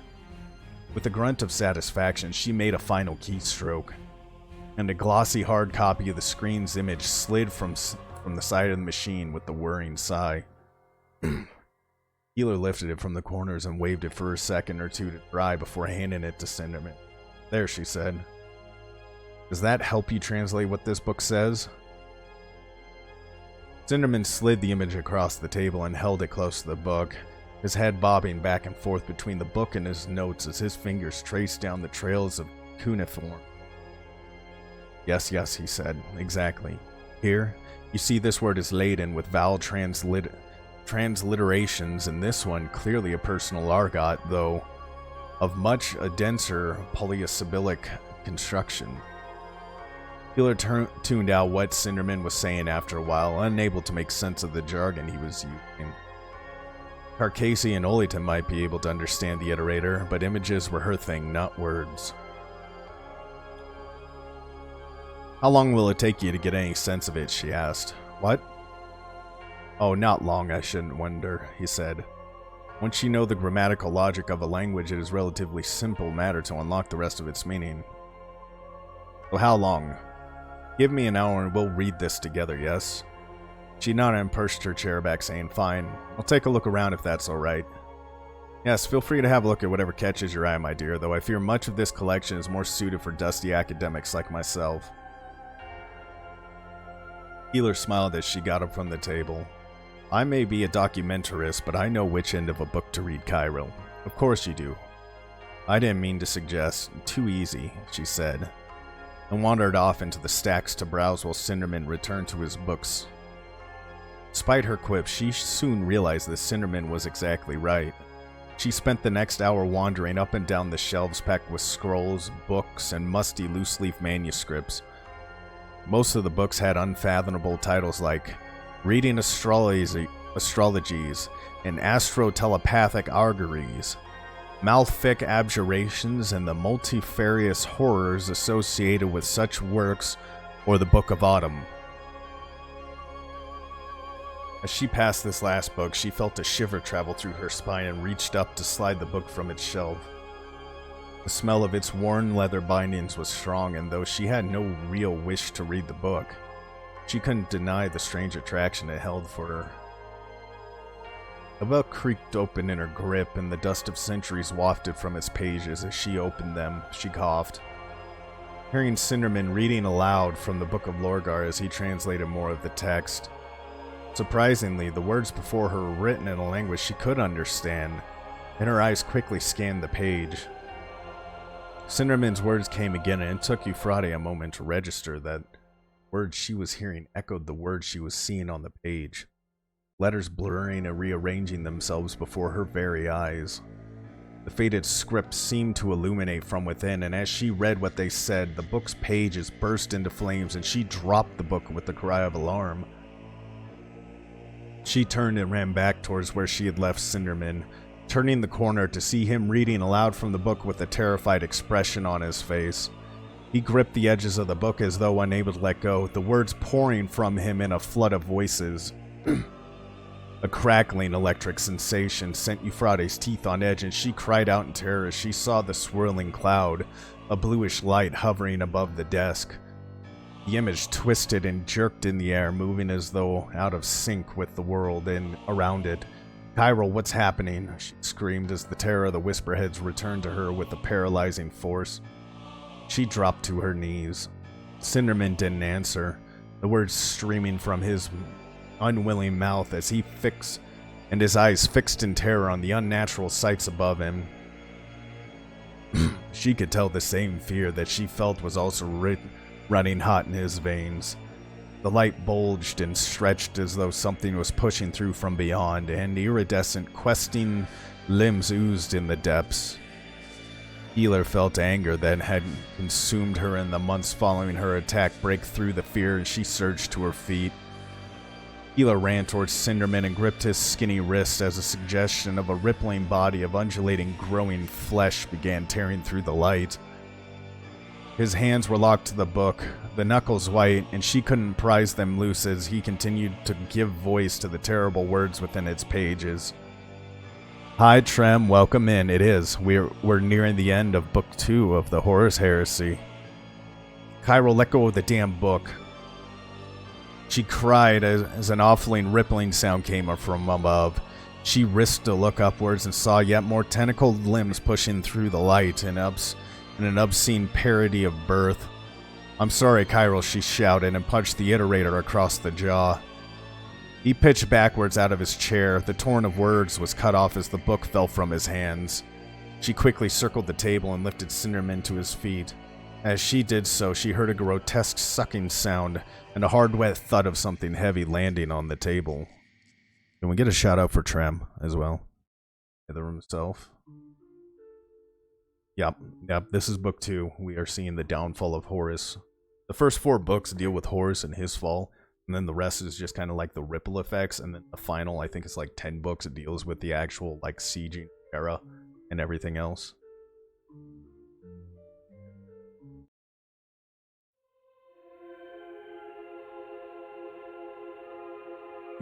There we go. Oh, this... Her forces. Friday didn't waste time looking back, but took off as fast as she could towards the stacks, hoarding the lurching Cindermen as she went. The pair of them staggered away from the table as the glittering light behind them threw their shadows out before them. A crackling shriek like laughter washed over them. Healer heard a whoosh of air as something bright and hot flashed past her, exploding against the shelves with a hot bang like a firework.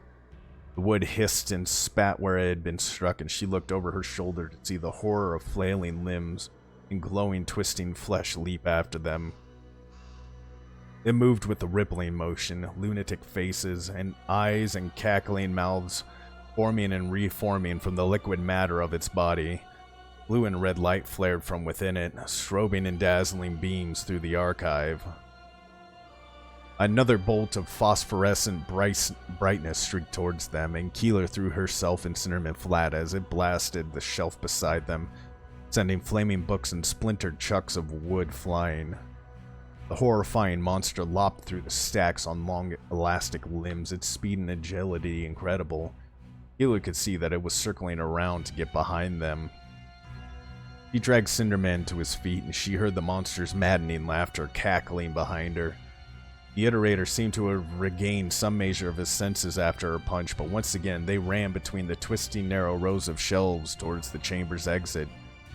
Behind her, she could hear the whoosh of flames as the horror squeezed its body into the row, and books erupted into geysers of pink fire.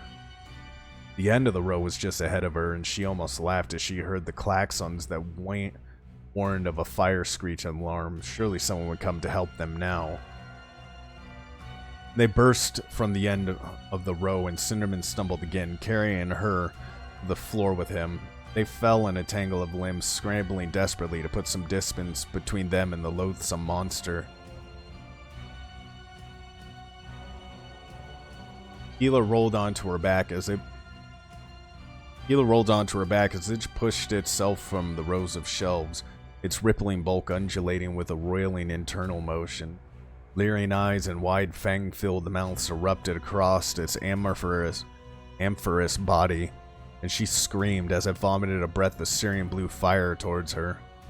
Though she knew it would do no good, she closed her eyes and threw her arms up to ward off the flames. But a sudden silence enveloped her, and the expected burning agony never hit. "Hurry," said a trembling voice. "I cannot hold it much longer." Healer turned and saw the white-robed form of the vengeful spirit's mistress of astropaths, Ingmei Singh, standing in the archive chamber's doorway with her hands outstretched before her. Dun dun dun dun dun dun dun dun dun dun dun dun dun dun dun dun dun dun. It's getting intense. Maybe we'll leave it here at a cliffhanger, huh? Let you guys suffer. Let you guys suffer to wonder how this book ends.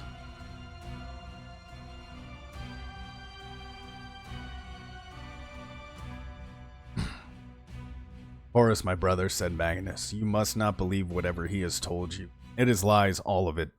Lies that disguise his sinister purpose." "Those with courage and character to speak the truth always seem sinister to the ignorant," snarled Erebus. "You dare speak of lies while you stand before us in the warp? How can this be without the use of sorcery? Sorcery you were expressly forbidden to practice by the Emperor himself." "Do not presume to judge me, whelp," shouted Magnus, hurling a glittering ball of fire towards the first chaplain. Horus watched as the flame streaked towards Erebus and enveloped him, but as the fire died, he saw that Erebus was unharmed, his armor not so much as a scratch, and his skin unblemished. Erebus laughed. "You're too far away, Magnus. Your powers cannot reach me here." Horus watched as Magnus hurled bolt after bolt of lightning from his fingertips, amazed and horrified to see his brother employing such powers. Though all the legions had once been librarious divisions that trained warriors to tap into the power of the warp, they had been disbanded after the Emperor's decree at the Council of Nicaea. Clearly, Magnus had paid that order no mind, and such conceit staggered Horus. Eventually, his brother recognized that his powers were having no effect on Erebus, and he dropped his hands to his side. "You see," said Erebus, turning to Horus. "He cannot be trusted." "Nor can you, Erebus," said Horus. "You come to me cloaked in the identity of another. You claim my brother Magnus is not but some warp beast set upon devouring me. And you speak to him as though he is exactly as he seems. If he is here by sorcery, then how else can you be here?" Erebus paused, caught in his lie, and said, "You are right, my lord. The sorcery of the Serpent Lodge had sent me to you to help you, and to offer you this chance of life. The Serpent Priestess has had to cut my throat to do it, and once I return to the world of flesh, I will kill that bitch for that. But know that everything I have shown you is real, and you saw it yourself, and you know the truth." Magnus towered over the figure of Erebus. His crimson mane shook with fury, but Horus saw that he kept a tight rein on his anger as he spoke. "The future is not set, Horus. Erebus may have shown you a future, but that is only one possible future. It is not absolute. Have faith in that." "Pah!" sneered Erebus. "Faith is just another way of not wanting to know what is true." "You think I don't know that, Magnus?" snapped Horus. "I know of the warps and the tricks it can play with the mind. I am not stupid.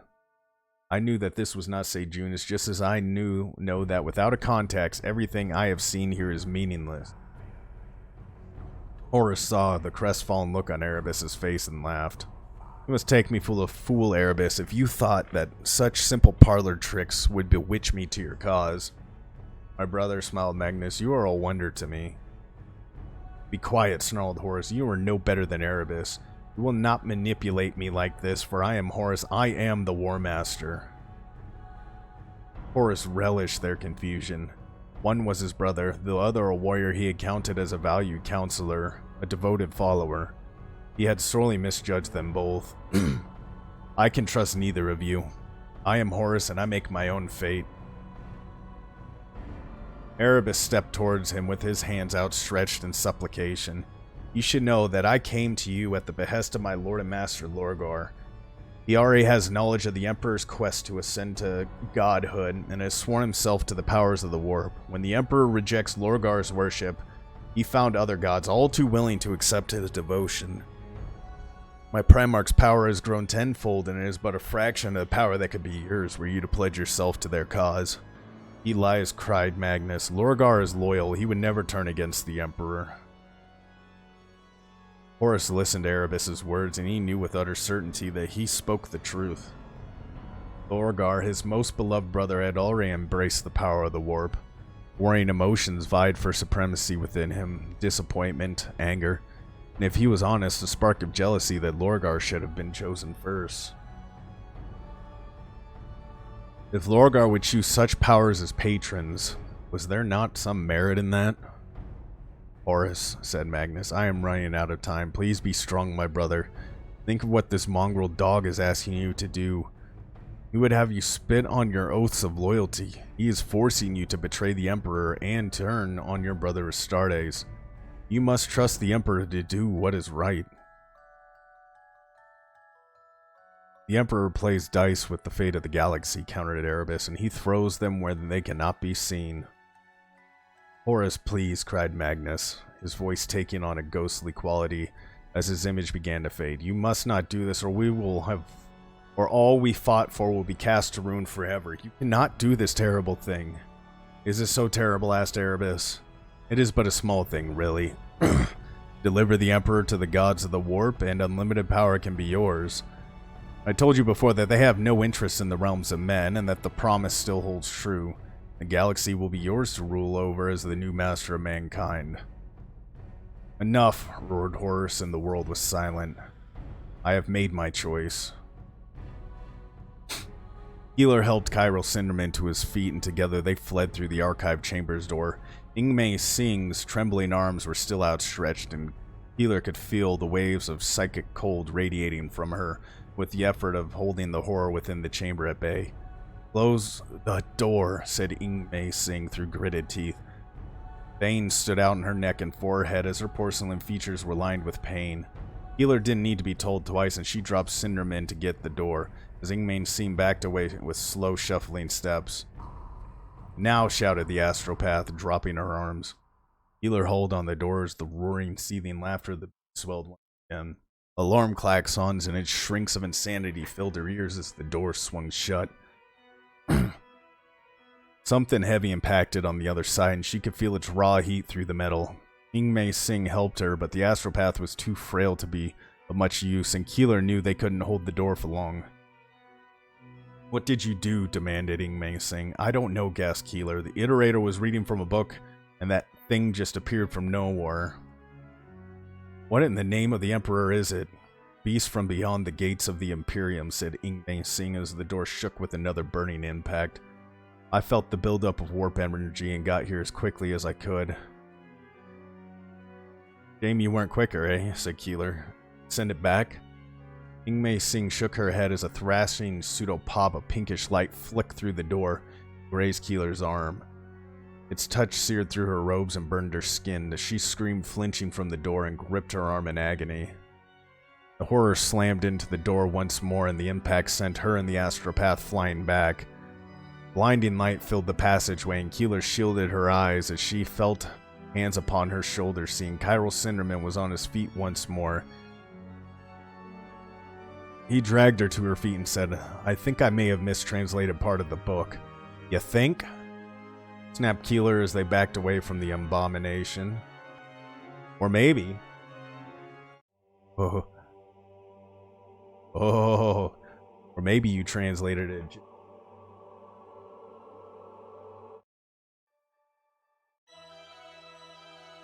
Or maybe you translated it just too perfectly, said Ingmei Sing, just desperately scrambling away from the archive chamber's door. The beast of light oozed outwards in a slithering loop of limbs, each one thrashing in blind hunger. Multitudinous eyes rippled and popped like swollen boils across its rubbery skin as it came towards them once more. "Oh, Emperor, protect us," whispered Keeler as she turned to run. The beast shuddered at her words, and Ingmei Sing tugged on her sleeve, crying, "Come on, we can't fight it." Euphrates Keeler suddenly realized that wasn't true and shrugged off the astropath's grip. Reaching beneath her robes to pull out the imperial eagle she kept at the end of her necklace, its silver surfaces shone in the creature's dazzling light, brighter than it had any reason to be. Feeling halt in her palm, she smiled, but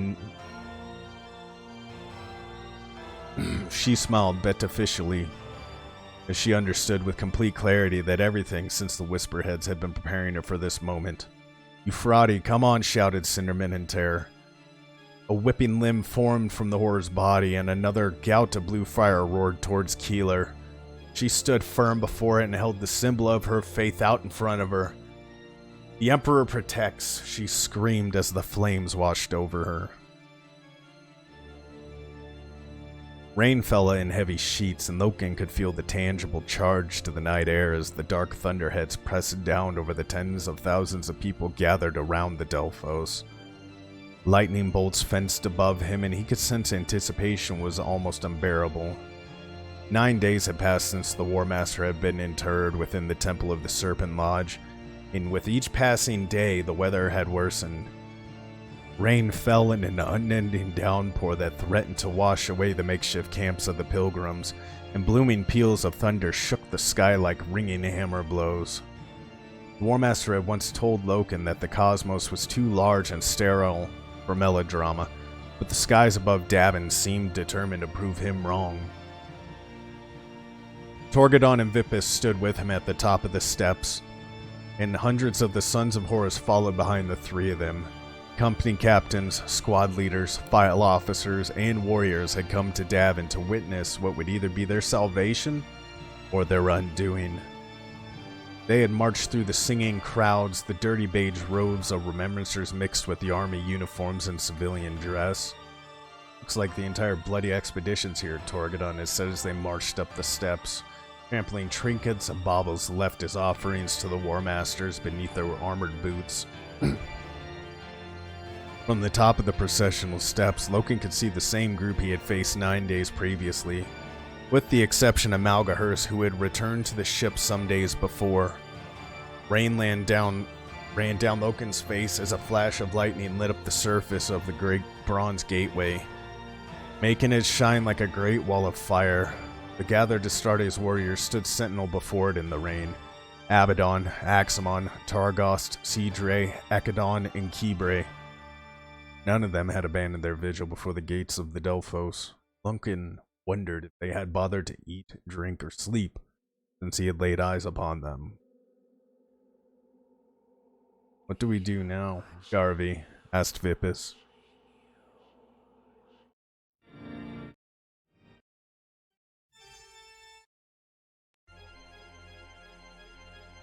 "What do we do now, Garvey?" asked Vippis. "We join our brothers and wait." "Wait for what?" "We'll know that when it happens," said Torgadon. "Won't we, Garvey?" "Certainly hope so, Tarek," replied Loken. "On." The three of them set off towards the gateway, the thunder echoing from the massive structure's sides and the snakes atop each pillar slithering with each flashing bolt of lightning. Loken watched as his brothers in the front of the gate came to stand in line at the edge of the rippling pool of the water. The full moon reflected on its blank surface. Horus Axamon had once called it an open. Was it again? Loken didn't know whether to hope that it was or not. The sons of Horus followed their captains down the wide processional in their hundreds, and Loken kept a grip on his temper, knowing that if things went ill here, there would almost certainly be bloodshed. Thought horrified him, and he hoped with all his heart that such a tragedy could be averted, but he would be ready if it came to war. "Are you battle ready?" hissed Loken to Torgadon, and Vippis on the discreet Vox channel. "Always," nodded Torgadon. "Full load on every man." "Yes," said Vippis. "You really think?" "No," said Loken. "But be ready in case we need to fight. Keep your humors balanced and it will not come to that." "You too, Garvey," warned Torgadon. The long column of Astartes warriors reached the pool, the War Master's bearers standing on its opposite side, stoic and unrepentant. "Loken," said Targos, "are you here to fight us?" "No," said Loken, seeing that. Like them, the others were locked and loaded. "We've come to see what happens. It's been 9 days, Sergar." "It has indeed," nodded Targos. "Where's Erebus? Have you seen him since you put the War Master in this place?" "No," growled Abaddon, his long hair unbound and his eyes hostile. "We have not. What does that have to do with anything?" "Calm yourself, Zeke," said Torgadon. "We're all here for the same thing." "Loken," said Axamon, "there has been bad blood between us all, but that must end now. For us to turn on one another would dishonor the War Master's.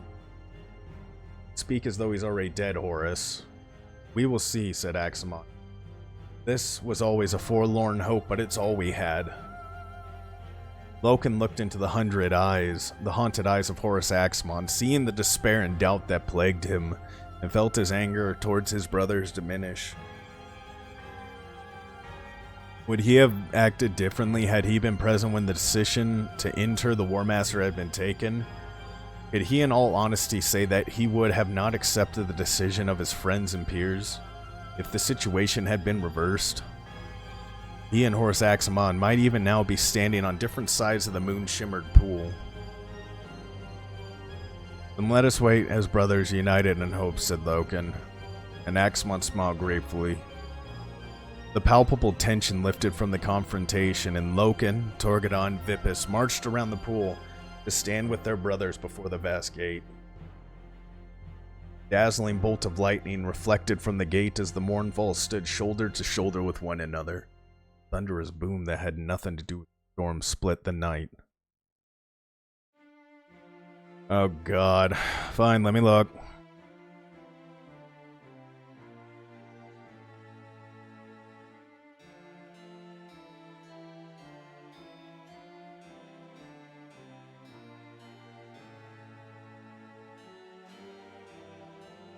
Oh, I thought you sent me the what happened in the book. Bobby.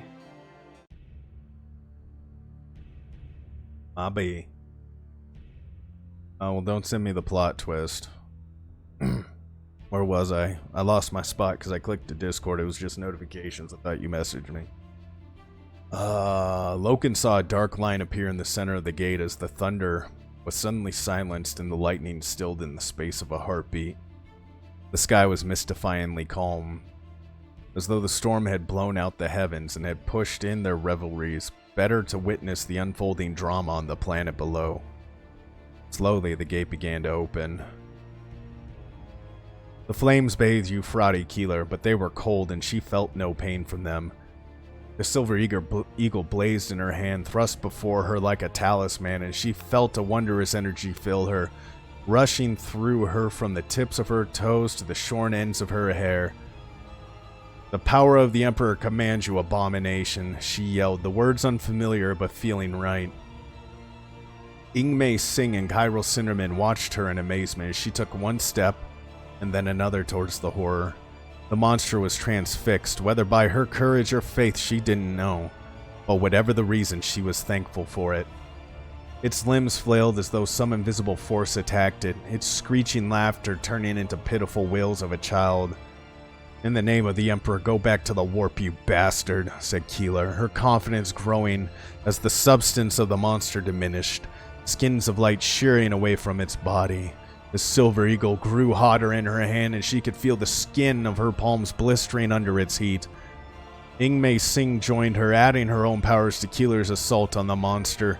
The air around the astropath grew colder, and Keeler moved her hand close to the psychers in hopes of cooling the blazing eagle. The monster's internal light was fading and flickering, its nebulous outline spitting embers of light as though it fought to hold on to existence. The light from Keeler's eagle outshone the hellish illumination tenfold, and the entire corridor was bleached shadowless in its brilliance. "Whatever you're doing, keep doing it," cried Ingmei Singh. "It's weakening." Keeler tried to answer, but found she had no voice left. The wondrous energy that filled her was now streaming from her through the eagle, taking her own strength with it. She tried to drop the eagle, but it was stuck fast to her hand, red-hot metal fusing itself to her skin. From behind, Keeler heard the clatter of armored ship's crew and the cries of astonishment at the scene before them. "Please," she whispered. As her legs gave out, she collapsed to the floor. The blazing light faded from her hand, and the last thing she saw were the disintegrating mass of the horror, and Cinderman's rapturous face staring down at her in wonder. The only sound was that of the gate. Loken's entire existence shrank to the growing darkness between its two halves. As he held his breath and waited to see what might lie beyond, the gate swung fully open, and he risked a glance at his fellow sons of Horus, seeing the same desperate hope in every face.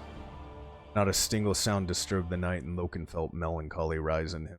And he realized that this must simply be the automated opening of the temple doors. Warmaster was dead. Sick dread settled in Loken, and his head sank to his chest. Then he heard the sound of footsteps, and looked up to see a gleam of white and gold plate emerge from the darkness. Horus strode from the Delphos with his cloak of royal purple billowing behind him, and his golden sword held high above him. The eye at the center of his breastplate blazed a fiery red, and the laurels at his forehead framed his features that were beautiful and terrible in their magnificence. The Warmaster stood before them, unbowed and more vital than ever, the sheer physicality of his presence robbing everyone them of speech. He smiled and said, "You're a sight for sore eyes, my sons." Torgadon punched the air in elation and shouted Lupercal. He laughed and ran towards the Warmaster, breaking the spell that had fallen on the rest of them. The Mournful rushed to this reunion with their lord and master, joyous calls of Lupercal erupting from the throat of every Astartes warrior as word spread back through the files and into the crowd surrounding the temple. The pilgrims around the Delphos took up the chant, and tens of thousands of throats were soon crying the Warmaster's name, Lupercal. The walls of the crater shook in deafening cheers that went on long into the night. Part 4, Crusade's End. Chapter 18, Brothers, Assassination, this turbulent poet. Silver trails of molten metal had solidified on the breastplate, and Mercedes Oleton had learned enough in her time with the expedition fleet to know that it would require the aid of a legion artificers to repair it properly. Loken sat before her in the training halls, while other officers of the Sons of Horus were scattered throughout it. You're welcome. Sons of Horus were scattered throughout, repairing armor and cleaning bolters and chain swords. Loken was melancholic, and she was quick to notice his somber mood. Is the war not going well? She asked as he removed the firing chamber from his bolter, pulled a cleaning rag through it.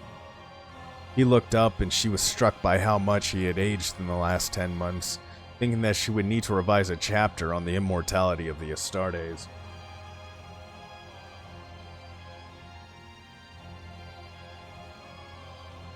Since opening hostilities against the Itiran technocracy, the Astartes had seen some of the hardest fighting since the Great Crusade began. It was beginning to tell on many of them. There had been few opportunities to spend time with Loken during the war. It was only now that she truly appreciated how much he had changed. It is not that, said Loken. The Brotherhood is virtually destroyed, and the warriors of Angron will soon storm the Iron Citadel, and this war will be over within the week. Loken glanced around to see who else was in the training halls and leaned close to her. Because this is a war we should not be fighting. Upon Horus's recovery on Davin, the fleet of the 63rd Expedition had paused just long enough to recover his personnel from the planet's surface, and install a new Imperial commander from the ranks of the army. Like Rekris before him, the Lord Governor-elect Thomas Vassalis had begged not to be left behind, but with Davin once again in compliance, Imperial rule had to be maintained. Before the fighting on Davin, the War Master's fleet had been en route to Sardis and rendezvous with the 203rd Fleet. The plan was to undertake a campaign of compliance against Cascade clusters, but instead of keeping with the rendezvous, the War Master has sent his compliments and ordered the 203rd's Master of Ships to muster with the 63rd Expedition in a binary cluster designated Draconis 311.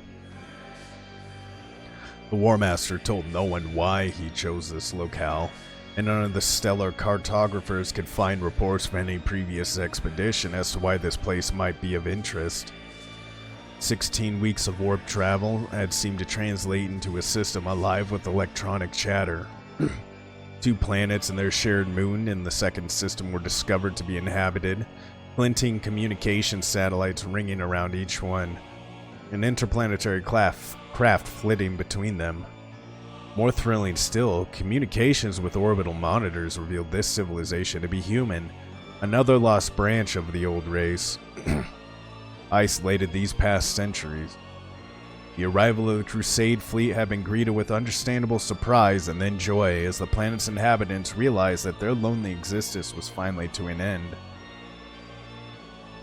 Formal face-to-face contact was not established for 3 days, in which time the 203rd Expedition under the command of Angron of the 7th Legion, the World Eaters, translated in system.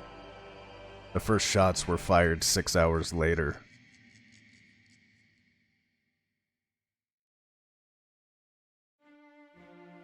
The 9th month of the war, bolter shells stitched a path towards Loken from the blazing muzzle of a bunker's gun. He ducked behind a shell-pocketed cement column.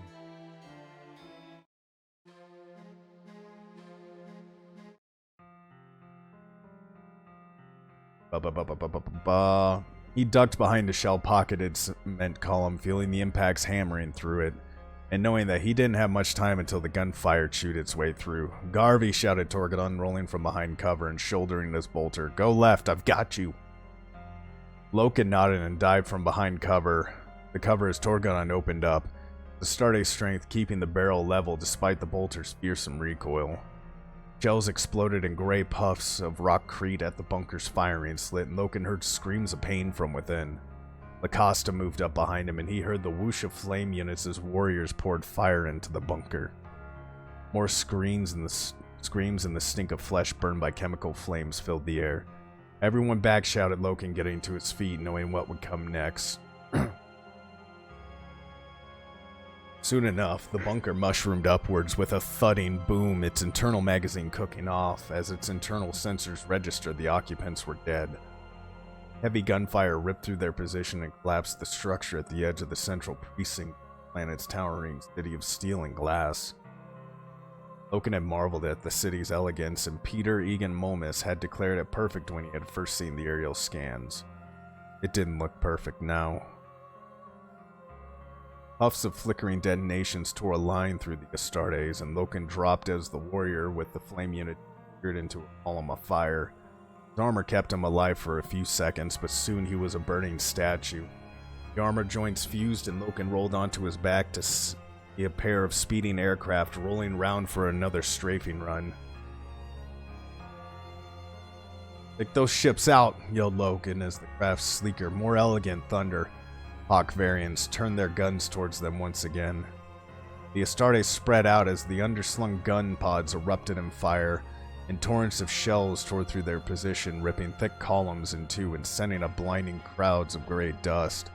Two warriors ducked out from behind the fallen wall, one aiming a long missile tube in the rough direction of the flyer while the other sighted on with the designator.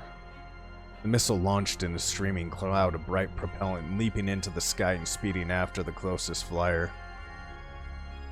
The pilot saw it and tried to evade, but he was too close to the ground and the missile flew straight into his intake, blowing the craft apart from the inside. Its remains plummeted towards the ground and Vippus shouted, "Incoming!"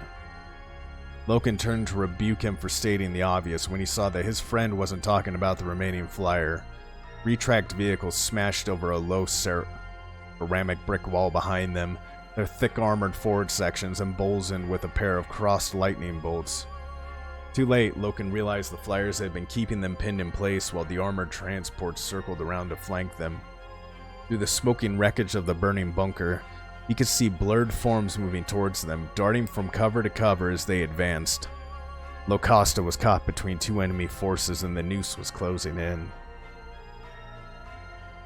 Loken chopped his hand at the approaching vehicles and the missile team turned to engage the new targets. In seconds, one smoking wreck as a missile punched through its armor and its plasma core exploded inside. "Tarek," he shouted over the din of gunfire from nearby. "Keep our front secure." Torgadon nodded, moving forward with 5 warriors, leaving him to it. Loken turned back towards the armored vehicles as they crunched to a halt, pintle-mounted bolters hammering them with shots. 2 men fell, their armor cracked open by the heavy shells. "Close on them," ordered Loken as the frontal assault ramps lowered, and the Brotherhood warriors within charged out. The first few times Loken had fought the Brotherhood, he'd felt treacherous hesitation seize his limbs, but 9 months of grueling campaigning had pretty much cured him of that. Each warrior was armored in fully enclosed plate silver like the knights of old, with red and black heraldry upon their shoulder guards. Their form and function was horribly similar to that of the Sons of Horus, and though the enemy warriors were smaller than the Astartes, they were nevertheless a distorted mirror of them. Loken and the warriors of Locosta were upon them, the lead Brotherhood warriors raising their weapons in response to the wild charge. The blade of Loken's chainsaw hacked through the nearest warrior's gun and cleaved into his breastplate. The Brotherhood scattered, but Loken didn't give them a chance to recover from the surprise, cutting them down in quick, brutal strokes. These warriors might look like Astartes, but up close they were no match for even one of them. He heard gunfire from behind and heard Torgadon issuing orders to the men under his command. Stuttering impacts on Loken's leg armor drove him to his knees, and he swept his sword low, hacking the legs from an enemy warrior behind him. Blood jetted from the stumps of his legs as he fell, spraying Loken's armor red. The vehicle began reversing, but Loken threw a pair of grenades inside, moving on as the dull crump of the detonations halted in its tracks. Shadows loomed over them, and he felt the booming footfalls of the Titans of the Legio Mortis as they marched past, crushing whole swaths of the city as they went. Buildings were smashed from their paths and through missiles and lasers, and though missiles and lasers reached up to them, the flare of their powerful void shields were proof against such attacks.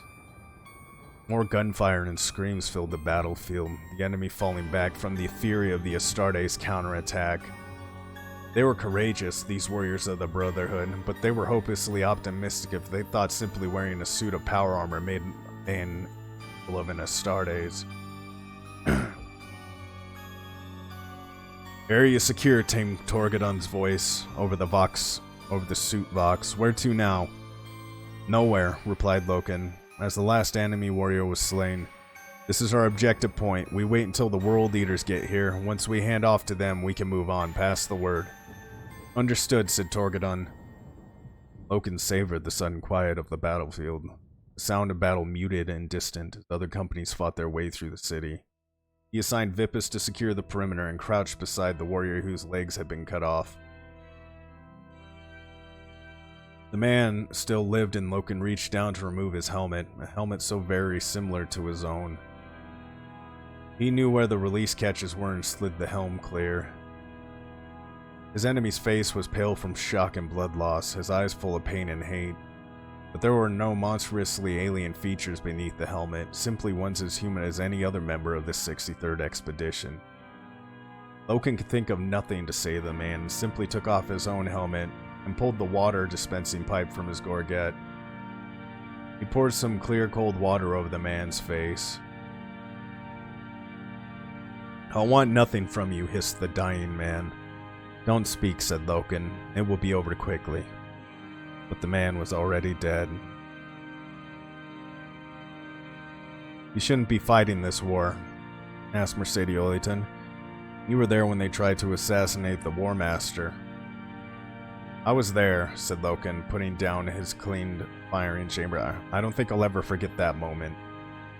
"Tell me about it." "Not pretty," warned Loken. "You'll think less of us when I tell you the truth of it." "You think so? A good documentarist remains objective at all times." "We'll see."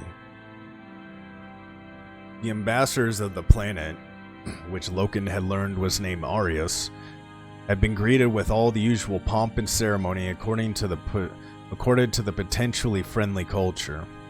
Their vessels had glided onto the embarkation deck to surprised guests as every warrior present recognized their uncanny similarity to stormbirds. The War Master was clad in his most regal armor, gold fluted and decorated with the Emperor's devices of lightning bolts and eagles.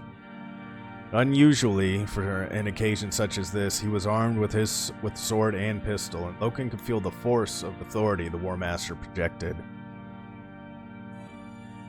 Along the side the War Master stood Malgahurst. Robed in white Regulus, his gold and steel augmented body polished to a brilliant sheen. The first Captain Abaddon, who stood proudly with a detachment of hulking Justarin Terminators. It was a gesture to show strength, and backing it up, 300 Sons of Horus stood at parade rest behind the group. Noble and regal in their bearing, the very image of the Great Crusade, and Loken had never been prouder of his illustrious heritage. The doors of the craft opened with a hiss of decompression, and Loken had his first glimpse of the Brotherhood. A ripple of astonishment passed through the embarkation deck as 20 warriors in gleaming silver plate armor, the very image of the assembled Astartes, marched from the landing craft's interior in perfect formation. Though Loken detected a stammer of surprise in them too. They carried weapons that looked very much like the standard issued bolt gun, though in difference to their hosts, none had magazines fitted. "You see that?" whispered Loken. "No, Garvey, I've suddenly been struck blind," replied Torgan. "Of course I see them. They look like Astartes." "There is a resemblance, I'll give you that, but they're far too short." "Wearing power armor, how is this possible?" "If you keep quiet, we might find out," said Torgadon.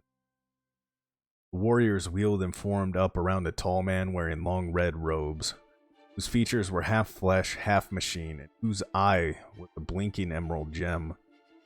Walking with the aid of a golden cog-topped staff, he stepped onto the deck with the pleased expression of one who finds his expectations more than met. "Oh, thank you for the stretch, Jess." "Oh, we're nearing the end though, guys. Are y'all excited for it? It's kind of like a roller coaster right now, though." "We're getting there." "Oh, yep. I'm just gonna start doing this every stream. I'm just gonna read. I'm gonna become a fucking audiobook. Fuck it. The Oratian delegation made its way towards Horus, and Loken could sense the weight of history pressing in on this. Yeah, I was definitely listening and paying attention. This meeting was the very embodiment of what the Great Crusade represented. Lost brothers from across the galaxy, once again meeting in the spirit of companionship. The red-robed man bowed before the War Master and said, "Do I have the honor of addressing the War Master Horus?" "You do, sir, but please do not bow," replied Horus. "The honor is mine."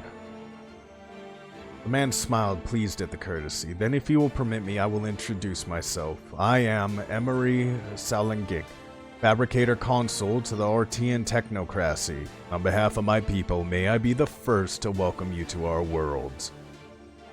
Loken had seen the Regulus's excitement at the sight of Salganak's augments, but upon hearing the full title of this new empire, his enthusiasm overcame protocol of the moment. "Consul," said Regulus, his glaring and unnatural, "do I understand that your society is founded on the knowledge of technical data?"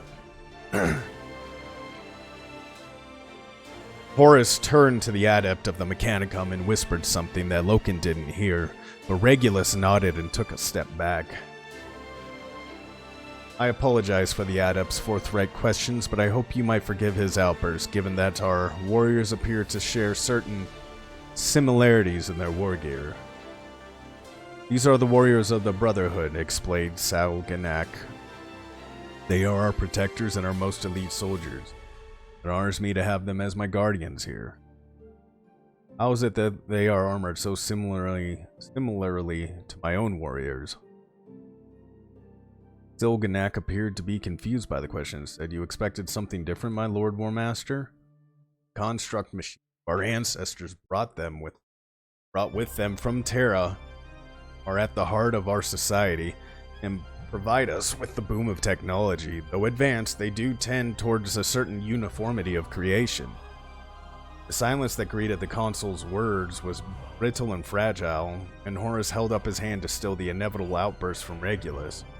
"Construct machines?" asked Horus, the cold edge of steel in his voice. "STC machines?"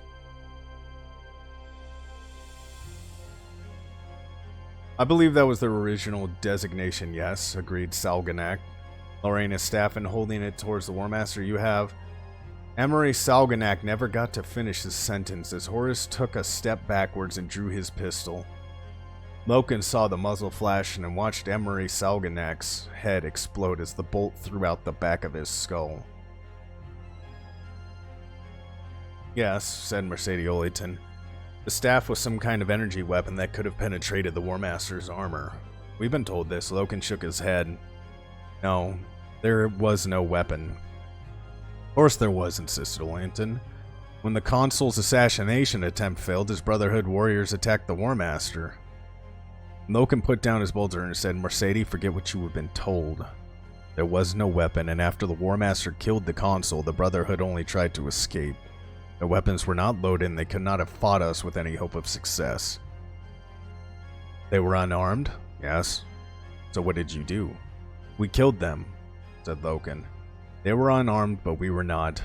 Abaddon Justinian cut half a dozen of them down before they even knew what happened. I led the Costa forward, and we gunned them down as they tried to board their ship." "But why?" asked Oleton, horrified at his casual description of slaughter. "Because the War Master ordered it." "No, I mean, why would the War Master shoot the consul if he wasn't armed? It doesn't make any sense." "No, it doesn't," agreed Loken. "I watched him kill the consul. I saw his face after we had killed the Brotherhood warriors." "What did you see?" Loken hesitated as though not sure he should answer. At last he said, "I saw him smile." "Smile?" "Yes," said Loken. "As if the killings had been part of his plan all along. I don't know why, but Horus wants this war." Torgadon followed the hooded warrior down the darkened companionway towards the empty reserve armory chamber. Zaraghar Targos had called the lodge meeting, and Torgadon was apprehensive, not liking the sensation one bit. He had attended only a single meeting since Davin, the Quiet Order no longer a place of relaxation for him. Though the War Master had been returned to him, the Lodge's actions had smacked of subterfuge. Such behavior sat ill with Tarek Torgadon. The robed figure he'd followed was unknown to him, young and clearly in awe of the legendary Mournful officers, which suited Torgadon fine. The warrior had clearly only achieved full Astartes status recently, but Torgadon knew that he would already be an experienced fighter. There was no room for inexperience among the Sons of Horus, the months of war on Arius making veterans or corpses of those raised from the Novitate and Scout Auxiliaries. The Brotherhood might not have the abilities of the Astartes, but the Technocracy could call upon millions of them. They fought with courage and honor. Hi, Aggie. We're nearing the end of the book. We're almost at 350 at 400. It only made killing them harder. Fighting the Mega Arachnids on murder had been easy. Their alien physiognomy repulsive to look upon and therefore easy to destroy. Thank you for shouting your mother out, Jess. Oh yeah, no worries. I'm giving people restaurant-styled pet names. Like, Jess is my succulent reindeer leg. Myth Vakar is my garlic mashed potatoes drizzled slowly in turkey gravy. Let's see, what do we call you? I'ma call you my juicy cordon bleu. Aggie, you're now called the Juicy Cordon Bleu. You're welcome. I need to think of something for Lipsy real quick. A buttery garlic cheese bread. That's Lipsy. Well, Lipsy, that one. The Brotherhood, though, they were so like the Sons of Horus that it was as though the two legions fought each other in some brutal civil war. No one amongst the legion had failed to experience a moment of pause at such a terrible image. Torgadon was saddened as he knew that, like the Interrex before them, the Brotherhood of the Artean Technocracy would be destroyed. A voice from the darkness shook him from his somber thoughts. Who approaches? 2 souls, replied the young warrior. What are your names? The figure asked, but Torgadon did not recognize the voice. I can't say, said Torgadon. Pass, friends. Torgadon and the warrior passed the guardian of the portal and entered the reserve armory. The vaulted chamber was much larger than the aft hold where meetings had commonly been held, and when he stepped into the flickering candlelit space, he could see why Targost had chosen it. Hundreds of warriors filled the armory, each one hooded, holding a flickering candle. Zegar Targost, Ezekiel Abaddon, Horus Axamon, and Malgahur stood at the center of the gathering. To one side of them stood First Chaplain Erebus. Torgadon looked around the assembled Astartes and couldn't escape the feeling that this meeting had been called for his benefit. You've been very busy, Seghar, he said. Been on recruiting drive? Since the War Master's recovery on Davin, our stock has risen somewhat, agreed Targost. So I see, must be tricky keeping it a secret now.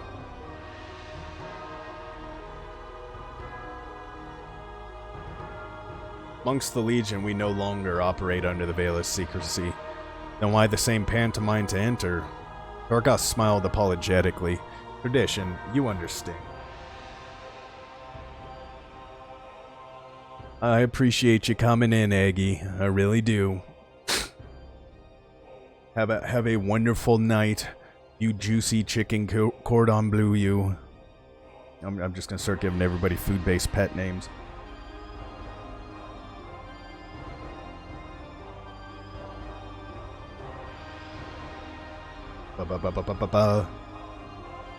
Torgadon shrugged and crossed the chamber to stand before Erebus. He stared with undisguised hostility towards the First Chaplain. You've been keeping a low profile since Davin. Captain Loken wants to speak with you. I'm sure he does, replied Erebus, but I'm not under his command. I do not answer to him. He'll answer to me, you bastard, snapped Torgadon, drawing his combat knife from beneath his robes and holding it to Erebus's neck. Cries of alarm sounded at the sight of the knife, and Torgadon saw the old line of a scar running across Erebus's neck. Looks like somebody already tried to cut your throat, hissed Torgadon. They didn't do a very good job of it, but don't worry, I won't make the same mistake. Tarek, cried Sergar. Targost, you brought a weapon? You know they are forbidden. Erebus owes us all an explanation, said Torgadon, pressing the knife against his jaw. This snake stole a Kindbrak weapon from the Hall of Devices on Zenobia. He's the reason the negotiations with the Interrex failed, and he's the reason the War Master was injured.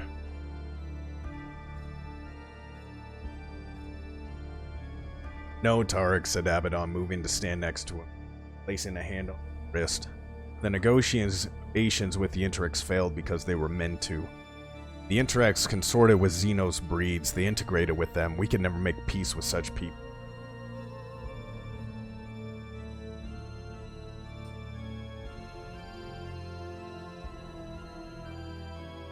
Ezekiel speaks the truth, said Erebus. Shut your mouth, snapped Torgadon. Torgadon, put that knife down, said Axamon, please. Reluctantly, Torgadon lowered his arm, the pleading tone of his Mournful brother making him realize the enormity of what he was doing, holding a knife to the throat of another Astartes, even one as untrustworthy as Erebus. We are not finished, warned Torgadon, pointing the blade at Erebus. I will be ready, promised the word bearer. Both of you be silent, said Targost. We have urgent matters to discuss that require you to listen. The last few months of war have been hard on everyone, and no one fails to see the great tragedy inherent in fighting brother humans who look so very like us. Tensions are high, but we must remember that our purpose among the stars is to kill those who will not join with us.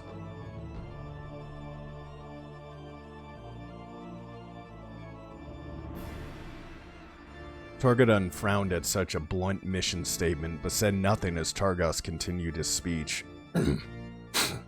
We are Astartes. We were created to kill and conquer the galaxy.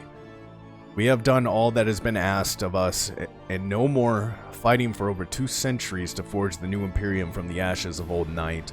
We have destroyed planets, torn down cultures, and wiped out entire species, all because we were so ordered. We are killers, pure and simple, and take pride in being the best at what we do. Cheering broke out at Targos' pronouncements. Alright, sneeze. Here comes the sneeze. Fine. I held it back. We're good. Cheering broke out at Targos' pronouncements, fists punching the air and hammering bulkheads. But Torgadon had seen the iterators in action enough times to recognize cued applause. This speech was for his benefit and his alone, and that he was now certain. Now as the Great Crusade draws to a close, we are lambasted for our ability to kill. Malcontents and agitators stir up trouble in our wake with bleeding cries that we are too brutal, too savage, too violent. Our very own Lord Commander of the Army, Hector Vivaris, demands blood for the actions of our grief-stricken brothers who returned the War Master to us while he lay dying. The traitor Vivaris demands that we call to account for those regrettable deaths, that we be punished for trying to save the War Master.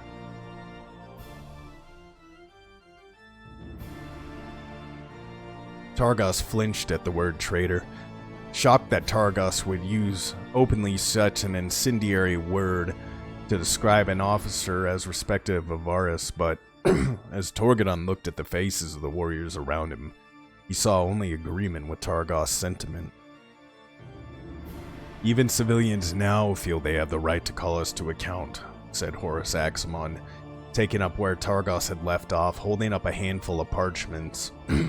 Dissenters and conspirators amongst the remembrancers spread lies and propaganda that paint us as little better than barbarians.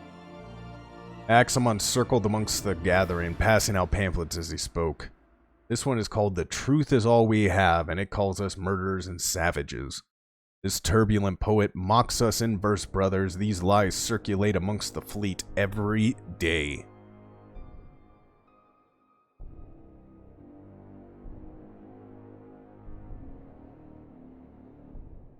Torgadon took the pamphlet from Axamon and quickly scanned the paper, already knowing who had written it. Its contents were scathing, but hardly amounted to sedition. "And this one," cried Axamon, The Licitio Deviantis speaks of the Emperor as a god. A god! Can you imagine anything so ridiculous? These lies filled the heads of those who we are fighting for. We fight and die for them, and this is our reward. Vilification and hate. I tell you this, my brothers, if we do not act now, this ship of the Imperium, which has weathered all storms, will sink through the mutiny of those on board. Shout for calls of anger. Shouts of anger and calls for action echoed through the armory walls, and Torgadon did not like the ugly desire for reciprocity that he saw in the faces of his fellow warriors. Nice speech, said Torgadon, when the roars of anger had diminished. Why don't you get to the point? I have a company to make ready for a combat drop. Always the straight talker, eh, Tarek? Axamon. That is why you are respected and valued. That is why we need you with us, bro.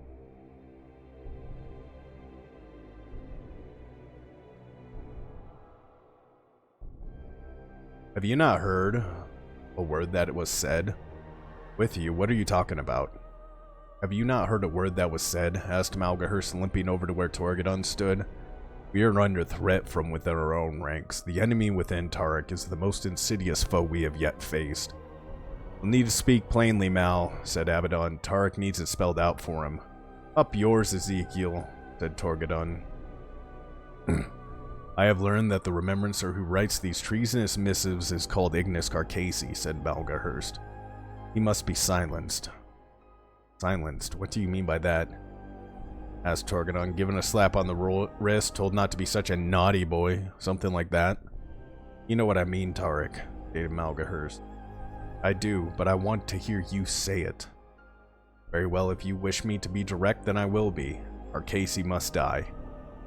You're crazy, Mal. Do you know that? You're talking about murder. Said Torgadon. It's not murder when you kill your enemy, Tarek, said Abaddon.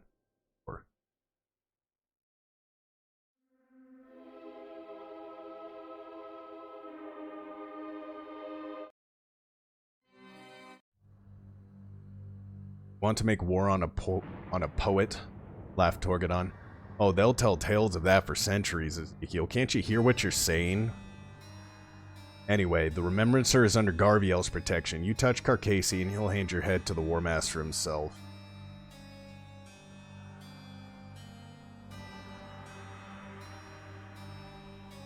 A guilty silence enveloped the group at the mention of Loken's name, and the lodge members in the front of Torgadon shared an uneasy look. Finally, Malgahurst said, I hoped it would not come to this. But you leave us no choice, Tarek. Torgadon gripped the hilt of his combat knife tightly, wondering if he would need to fight his way clear of his brothers. Put up your knife, we're not about to attack you, snapped Malgahurst, seeing the tension in his eyes. Go on, said Torgadon, keeping the grip on the knife anyways. What did you hope it would not come to? Hector Vivaris claims to have spoken to the Council of Terra about the events surrounding the War Master's injury, and is certain that if he has not yet informed Malcador of the Sigillite of the deaths on the embarkation deck, he will. He petitions the War Master daily with demands that there be justice. And what has the War Master told him? I was there too, so was Ezekiel, you too, little Horus. And so was Loken, finished Erebus, joining the others. He led you onto the embarkation deck, and he led the way through the crowd. Torgadon took a step towards Erebus. I told you to be quiet. He turned from Erebus, and despair filled him as he saw the acquiescent looks on his brothers' faces. They had already accepted the idea of throwing Loken to the wolves. You can't seriously be considering this, Mal, protested Torgadon. Ezekiel, Horus, you will betray your sworn Mournval brother?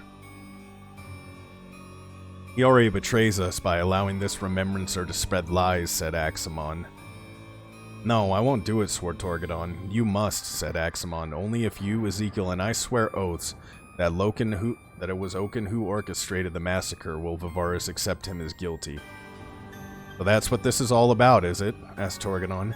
2 birds with 1 stone. Make Garviel your scapegoat and you're free to murder Carcassi. How can you even consider this? The War Master will never agree to it. Bluntly put, but you are mistaken if you think the War Master will not agree, said Targost. This was his suggestion. No, cried Torgadon, he wouldn't. It can be no other way, Tarek, said Malgahurst. The survival of the Legion is at stake. Torgadon felt something inside of him die at the thought of betraying his friend. His heart broke at making a choice between Loken and the Sons of Horus. And no sooner had the thought surfaced than he knew what he had to do. He sheathed his combat knife and said, if betrayal and murder is needed to save the Legion, then perhaps it does not deserve to survive. Loken is our brother, and you would betray his honor like this? I spit on you for even thinking it. A horrified gasp spread through the chamber, and angry mutterings closed in on Torgadon. Think carefully, Tarek, warned Malgahurst. You're either with us or against us. Torgadon reached into his something silver and gleaming at Malgahurst's feet. The lodge metal glinted in the candlelight. Then I am against you. Oh boy. What are we oh boying? We're on chapter 19. Chapter 19, everybody. Yes. Chapter 19. Chapter 19. Isolated. Allies. Eagle's Wing.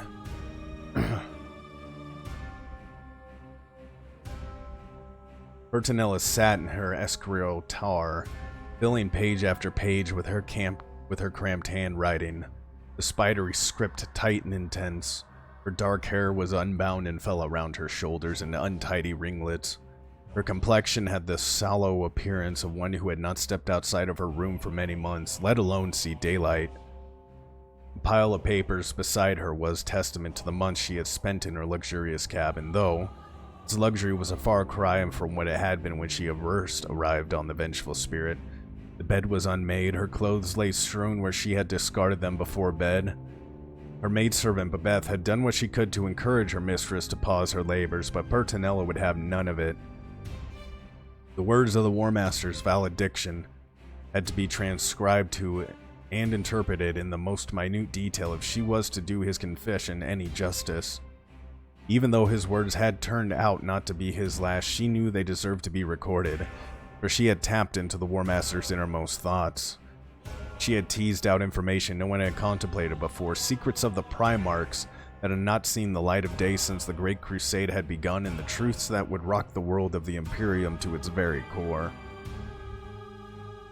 Such things should perhaps remain buried had occurred to her only once in this lonely sojourn, but she was Palatina Majora of House Carpernus, and such questions had no meaning. Knowledge and truth were all that mattered, and it would be for future generations to judge whether she had acted correctly. She had a dim memory speaking of those incredible truths to some poet or other in a dingy bar many months ago while very drunk. But she had no idea what had passed between them.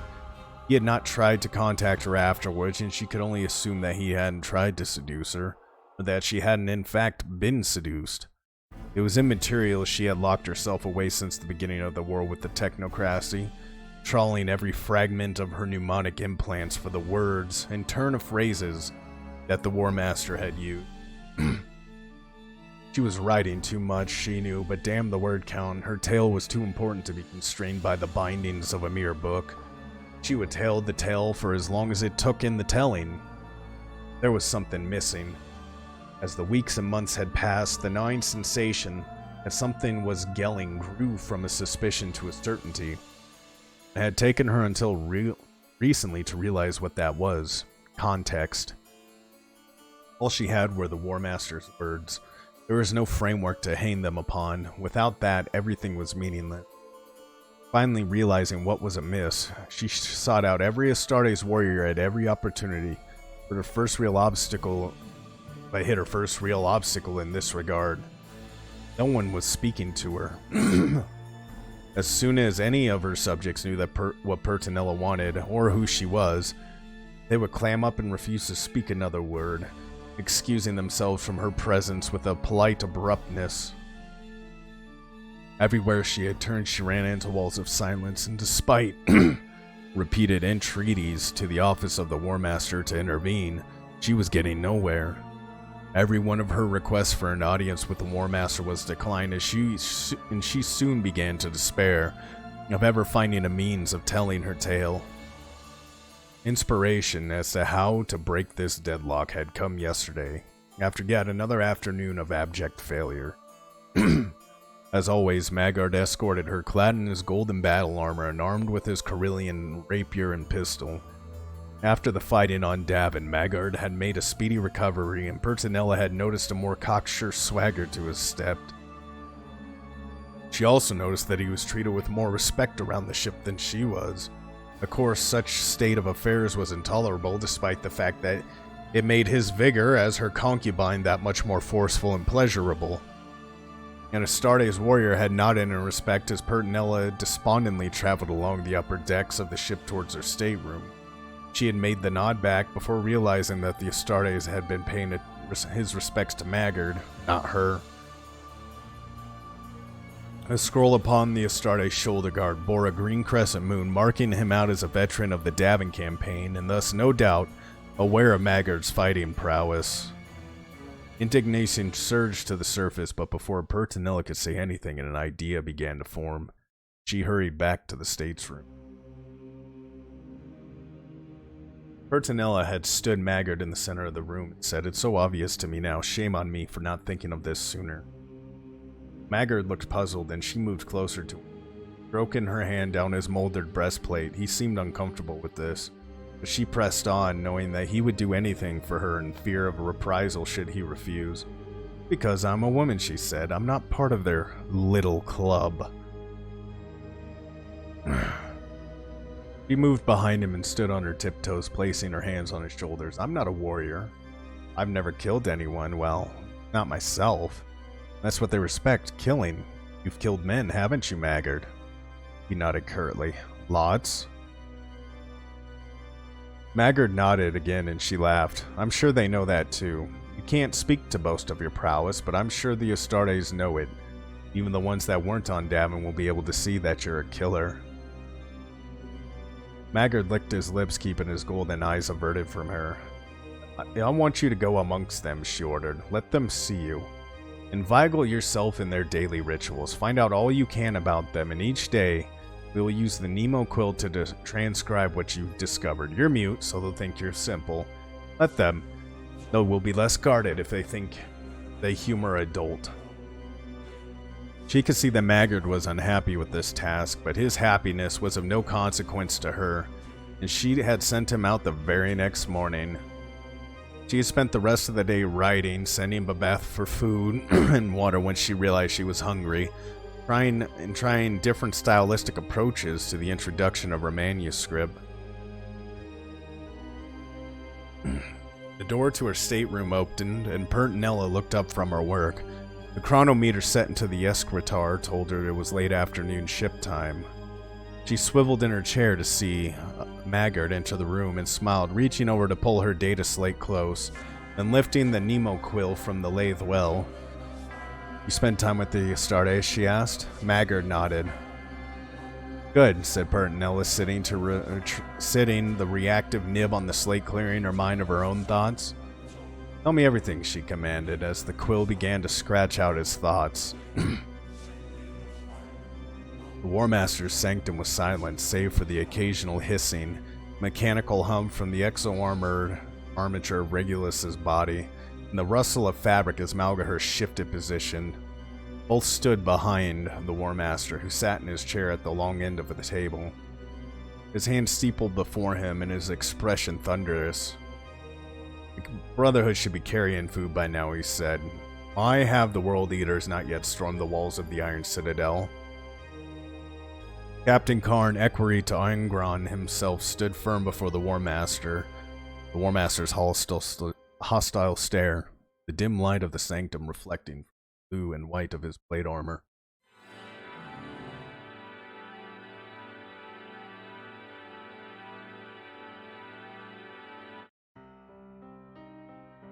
My lord, the walls are designed to resist almost every weapon we have available, but I assure you, the fortress will be ours within days, said Karn. Fine, growled the War Master. Of course, Lord War Master, replied Karn. And tell my brother Angron to get up here. I haven't seen hide nor hair of him in months. I'll not have him sulking in some muddy trench avoiding me just because he can't deliver his promises. If I may be so bold, my Primarch told you that this battle would take time, explained Karn. The Citadel was built with old technology and needs siege expert like the Iron Warriors to break it open. And if I could contact Perturbo, I would have him here, said the War Master. Regulus spoke from behind the War Master. The STC machines will be able to counter much of the Mechanicum's arsenal. If the Dark Age techs are correct, they will adapt and react to changing circumstances, creating even more cunning means of defense. The Citadel may be able to adapt, said Captain Karn, angrily gripping the haft of his axe, but it will not be able to stand the fury of the Seventh. Sons of Angron will tear the beating heart from that fortress for you, War Master, have no doubt. Fine words, Captain Karn, said Horus. Now storm that citadel for me and kill everyone you find within. The World Eater bowed and turned his head, marching from the sanctum. Once the doors slid shut behind Karn, Horus said, That ought to light a fire under Angron's backside. This war is taking too damn long. There's other business to be upon. Regulus and Malgahurst came around from behind the War Master, the equerry taking a seat to ease his aching body. We must have those STC machines, said Regulus. Yes, thank you, Adept. I had quite forgotten that, said Horus. I know very well what those machines represent, even if the fools who control them do not. My order will compensate you handsomely for them, my lord, said Regulus. Horus smiled and said, At last we come to it, Adept. Come to what, my lord? Do not think me a simpleton, Regulus. I know of the Mechanicum's quest for the ancient knowledge. Fully functional construct machines would be quite a prize, would they not? Beyond imagining, admitted Regulus, to rediscover the thinking engines that drove humanity into the stars and allowed the colonization of the galaxy is a prize worth any price. Any price? Asked Horus. These machines will allow us to achieve the unimaginable, to reach the Halo stars and perhaps even other galaxies, so yes, any price worth paying. Then you shall have them, said Horus. Regulus seemed taken aback by such a monumentally offer, said, I thank you, War Master. You cannot imagine the boon you grant the Mechanicum. Horus stood and circled behind Regulus, staring unabashedly at the remnants of flesh that clung to his metallic components. Shimmering fields contained the Adept's organs, and brass musculature gave him the measure of mobility.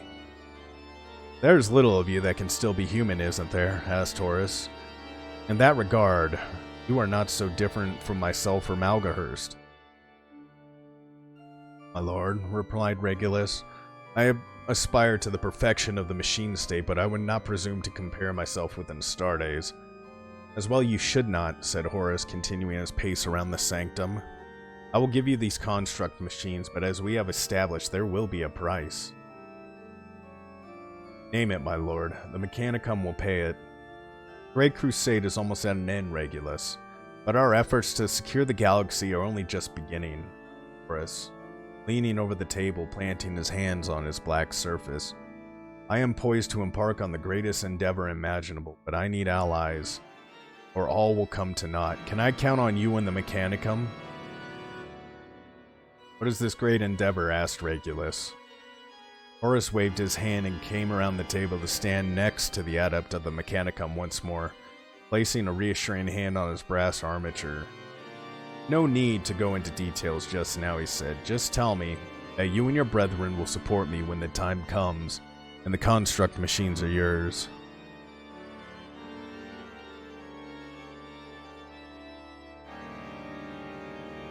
A whirring mechanical arm wrapped in gold mesh swung over the table and placed a polished machine cog gently on the surface. As much of the Mechanicum as I can command is yours, War Master, promised Regulus. As much strength as I can muster from those I do not. Horus smiled and replied, "Thank you, Adept. That's what I wanted to hear."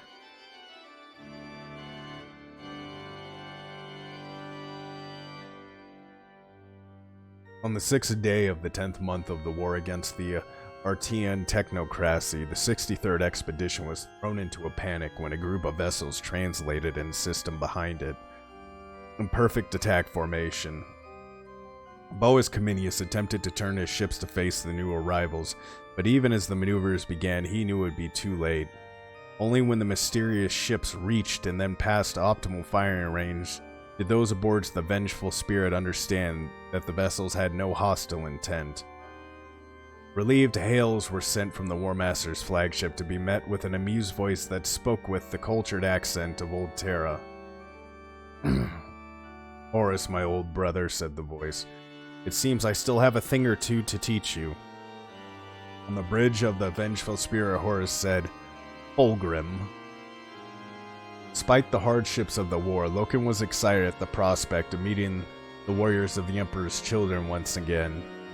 He had spent much time, as his duties allowed, in repairing his armor, though he knew it was still in a sorry state. He and the Mournful stood behind the War Master, as he waited proudly on the upper transit dock of the Vengeful, ready to receive the Primarch of the 3rd Legion. Fulgrim had once been the War Master's staunchest supporter since his elevation to War Master, easing the concerns of Angren, Perturbo, and Kurz when they raged against the honor done to Horus and not to them. Fulgrim's voice had been the breath of calm that stilled Be'lakwi's hearts and soothed ruffled pride. Without Fulgrim's wisdom, Loken knew that it was unlikely that the War Master would ever have been able to command the loyalty of the legions so completely. He heard metallic scrapes from beyond the pressure door. Loken had seen Fulgrim once before at the Great Triumph on Olenor. Even though it had been from a distance, he had marched past with tens of thousands of other Astartes warriors. Loken's impression of the Primarch had never faded from his mind. It was a palpable honor to stand once again in the presence of two such godlike beings as the Primarchs. The eagle-stamped pressure door slid open, and the Primarch of the Emperor's children stepped onto the Vengeful Spirit. Loken's first impression was the great golden eagle wings that swept over Fulgrim's left shoulder. The Primarch's armor was brilliant purple, edged with bright gold and inlaid with the most exquisite carvings. Hooded bearers carried his long-scaled cloak, trailing parchment shoulder guards. A high collar of deepest purple framed his face that was pale to the point of albinism. The eyes so dark as almost entirely pupil. The hint of a smile played around his lips, and his hair was shimmering white. Loken had once called Hastur Sejunis a beautiful man, adored by all, but seeing the Primarch of the Emperor's children up close for the first time, he knew that his paltry vocabulary was insufficient for perfection he saw in Fulgrim. Fulgrim opened his arms. The two Primarchs embraced like long-lost brothers. "It has been too long, Horus," said Fulgrim. "It has, my brother, it has," agreed Horus. "My heart sings to see you, but why are you here? You were prosecuting a campaign through the Paradress anomaly. Is that region compliant already?" "What few worlds we found there are now compliant, yes," nodded Fulgrim, as 4 warriors stepped through the pressure door behind them. Loken smiled to see Sol Tarvitz, his patrician features unable to contain his relish of being reunited with his brothers of the Sons of Horus. Lord Commander Eidolon came next, looking as unresplendently viperous as Torgidon had described him. Lucius the Swordman came next, still with the same sardonic expression of superiority that he remembered, though his face was now heavily scarred. Behind him came a warrior Loken did not recognize, a sallow-skinned Astartes in the armor of an apothecary, with gaunt chinks and a long mane of hair as white as that of his Primarch. Fulgrim turned from Horus and said, "I believe you're already familiar with some of my brothers, Tarvitz, Lucius, Lord Commander Eidolon, and I do not believe you have met my chief apothecary, Fabius." It's an honor to meet you, Lord Horus, said Fabius, bowing. Horus acknowledged the gesture of respect and said, Come now, Fulgrim. You know better than to try and to stall me. What's so important that you turn up here unannounced and give half my crew heart attacks? The smile fell from Fulgrim's pale lips and he said, There have been reports, Horus. Reports? What does that mean? Reports that things are not as they should be, replied Fulgrim. That you and your warriors should be called to account for the brutality of this campaign. Is Agrin up to his usual tricks? Agrin is as he has always been. That bad? No, I keep him on a short leaf, and Zekori Karn seems to curb the worst of our brother's excesses. And I have arrived just in time. I see. Are you here to relieve me? Fulgrim could keep a straight face no longer and laughed, his dark eyes sparkling with mirth. Relieve you? No, my brother. I'm here so that I can return and tell those fops scribes on Terra that Horus fights war the way it is meant to be fought, hard, fast, and cruel. War is cruelty. There is no use trying to reform it. Nope, thank you for the stretch, Jess. War is cruelty. There is no use trying to reform it. The crueler it is, the sooner it's over. Fulgrim said, Indeed, my brother. Come. There is much for us to talk about, for these are strange times we live in. It seems our brother Magnus has once again done something to upset the Emperor, and the Wolf of Fenris has been unleashed to escort him back to Terra. Magnus, asked Horus, suddenly serious. What has he done? No, let's talk in private, said Fulgrim. Anyway, I have a feeling my subordinates would welcome a chance to reacquaint themselves with your, what do you call it, Mournball? Yes, smiled Horus. Memories of murder, no doubt. Loken felt a chill travel down his spine as he recognized the smile on Horus's face, the same one he had worn right after he had blown out the Artarian Council's brains on the embarkation deck. With Horus and Fulgrim gone, Abaddon and Axamon, together with Eidolon, followed the two Primarchs, while Loken and Torgadon exchanged greetings with the Emperor's children. The sons of Horus welcomed their brothers with laughter and crushing bear hugs. The Emperor's children with decorum and reserve. Torgadon and Tarvitz, it was a reunion of comrades with mutual respect forged in the heat of battle, their easy friendship clear for all to see. The apothecary Fabius requested directions to the Medicaid deck and excused himself with a bow upon receiving them. Lucius remained with the two members of the Mournbowl, and Torgadon couldn't resist baiting him just a little. So Lucius, you fancy another round in the training cages with Garvey? From the look of your face, you could do with the practice. The swordsman had good grace to smile, the many scars twisting its flesh.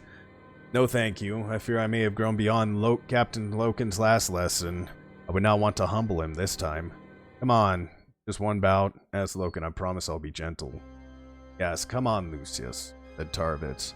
The honor of the Emperor's children is at stake. Lucius smiled. Very well then. Loken could not remember much of the bout. It had been over so quickly. Evidently, Lucius had indeed learned his lesson well. No sooner had the practice cage shut than the swordsman attack. Loken had been ready for such a move, but even so was almost overwhelmed in the first seconds of the fight. The two warriors fought back and forth, Torgadon and Sol, Tarvitz cheering from outside the practice cages. The bout attracted quite a crowd, and Loken wished Torgadon kept the word to himself. Loken fought with all the skill he could muster, while Lucius sparred with a casual playfulness. Within moments, Loken's sword was stuck in the ceiling of the practice cage, and Lucius had a blade at his throat. The swordsman had barely broken a sweat, and Loken knew that he was hopelessly outclassed by Lucius. Fight Lucius with life or death resting on blades would be to die, and he suspected that there was no one in the Sons of Horus who could best him. Loken bowed before the swordsman and said, That's one each, Lucius. Here for a decider? Hi, Smug. Evening, afternoon. We're almost done with Book 2.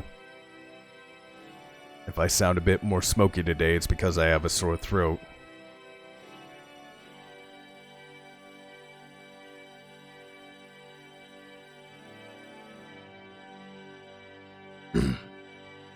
Here for a decider, smirks Lucius, dancing back and forth on the balls of his feet, slicing his sword through the air. Not this time, said Loken. Next time we meet, we'll put something serious on the outcome, eh? Any time, Loken, said Lucius, but I'll win, you know that, don't you? Your skill is great, Lucius, but remember that there's someone out there who can beat you. Not this lifetime, said Lucius.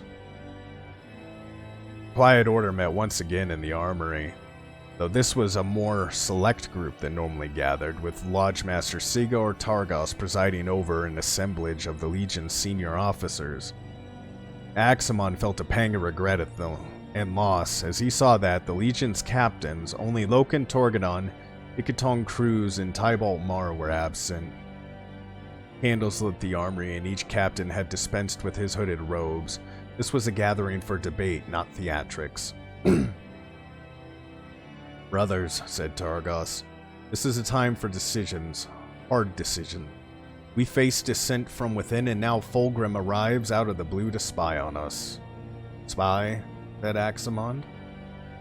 Surely you don't think that Fulgrim would betray his brother. The War Master is closer to Fulgrim than he is to Sanguinius. What else would you call him? Asked Abaddon. Fulgrim said as much when he arrived.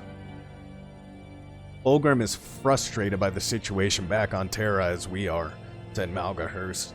He knows that those who desire the outcome of war do not desire to see the blood of its waging. His legion seeks perfection in all things, especially now, war. And we have all seen how the Emperor's children fight with unremitting ruthlessness and efficiency. They might fight differently from us, but they achieve the same result. Oh, I'm having a good day, Smug. How was your day? How was your day?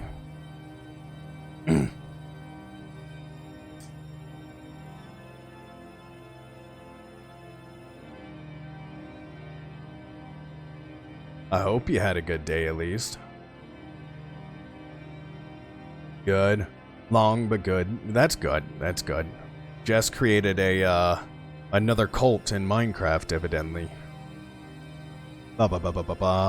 When Fulgrim's warriors see how the war is fought on Aris, they will know that there is no honor in it, added Luke Cedre. The world eaters shock even me. I make no secret of the fact that I live for battle and revel in my ability to kill. But the sons of Angron are uncivilized. They do not fight, they butcher. They get the job done, Luke, said Abaddon. That's all that matters.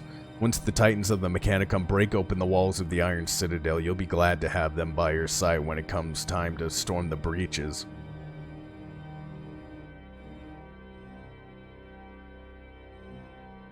Cedre nodded and said, there is truth in that. The War Master wields them like a weapon, but will Fulgrim see that?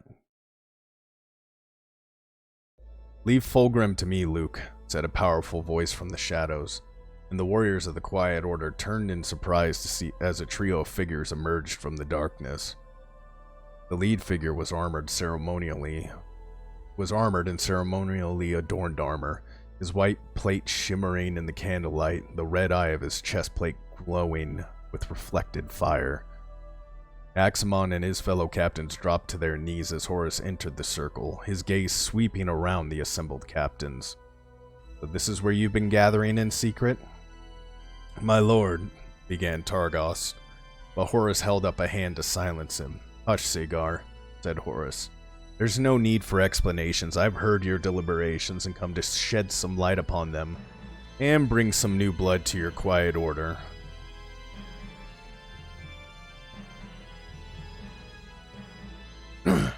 Yeah, just created a new cult in Minecraft. As he spoke, Horus gestured to two figures that accompanied him to come forward. Axamon saw that one was an Astartes, Tybalt Mar, while the other was a mortal clad in gold armor, the warrior who had fought to protect the War Master's documentarist on Davin. Tybalt you already know, continued the War Master. Since the terrible death of Verulam, he has struggled to come to terms with his loss. I believe he will find the support he needs within our order. The other is immortal, though not Astartes, he is a warrior of courage and strength. Zagar Targos raised his hand and said, Immortal within the order? This order is for Astartes only. Is it, Sagar? I was led to believe that this was a place where men were free to meet and converse, and fight outside the strictures of rank and martial order. Warmaster is right, said Axamon, riding to his... There's only one qualification a man needs to be part of our quiet order. He must be a warrior.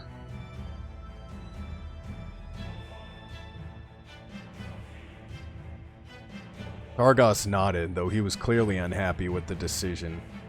Very well, let them come forward and show the sign. Both Mar and the gold-armored warrior stepped forward and held out their hands. In each palm a silver lodge medal glinted. Let them speak their names, said Targost. Tybalt Mar, said the captain of the 18th Company. The mortal said nothing, looking helplessly at Horus. The lodge members waited for him to announce himself, but no name was forthcoming. Why does he not identify himself? Asked Axamon. He can't say, replied Horus with a smile. Sorry, I couldn't resist, Sagar. This is Maggard and he is mute. It has come to my attention that he wishes to learn more of our legion. I thought this might be a way of showing our true faces. We'll be made welcome, assured Axamon. But you didn't come here just to bring us 2 new members, did you? Always thinking, little Horus, laughed Horus. Always said you were the wise one. Then why are you here? Asked Axamon. Axamon hissed. Axamon, hissed Targos. This is the Warmaster. He goes where he wills.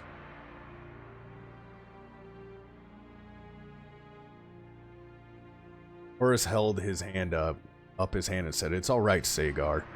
Little Horus has the right to ask. I've kept out of your affairs for long enough, so it's only fair I explain this sudden visit.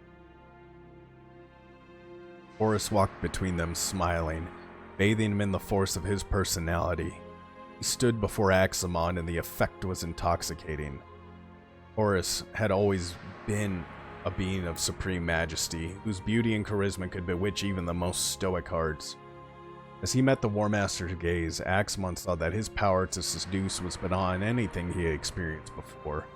He felt shame that he asked a question, this luminous being. What right did he have to ask anything of the Warmaster? Horus winked and the spell was broken.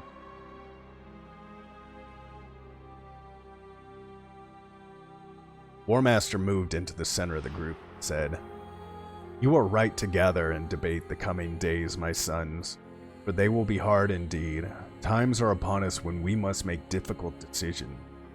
There will be those who do not understand why we do what we do because they were not here beside us. Horus stopped before each of the captains in turn, and Axamon could see the effects his words were having on them. Each warrior's face lit up as though the sun shone upon it. I am set upon a course that will affect every man under my command, and the burden of my decision is a heavy weight upon my shoulders, my sons. Share it with us, cried Abaddon. We are ready to serve. Horus smiled. I know you are, Ezekiel, and it gives me strength to know that I have warriors with me who are as steadfast and true as...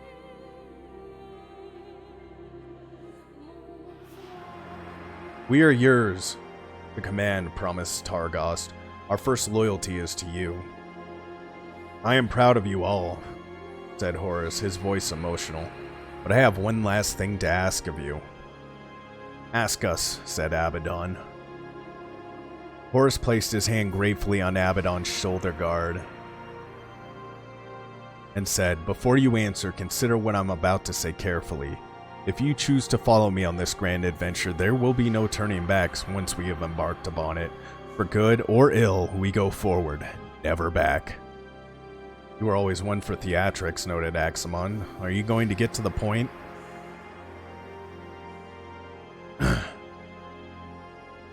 Horus nodded and said, Yes, of course, little Horus, but you'll indulge my sense for dramatic, I hope. It would not be you otherwise. Agreed, said Horus, but yes, to get to the point.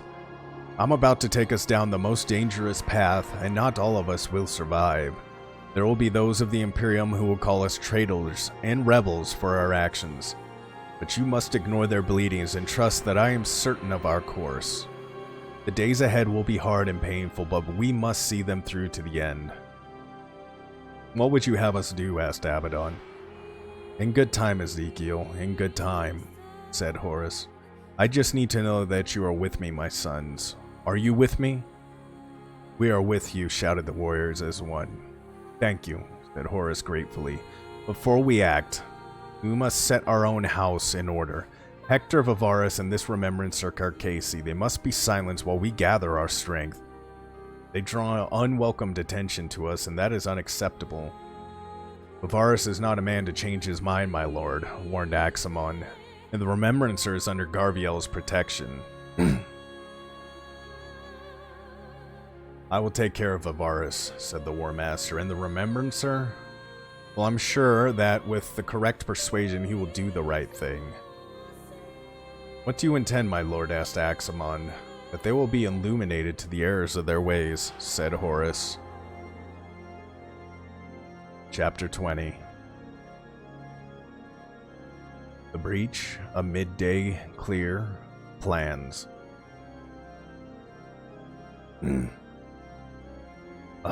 I'm trying to finish this book, but my throat's like, nah, fuck you. You're gonna end up sounding like you're fucking smoking like 30 packs a day at the end of this.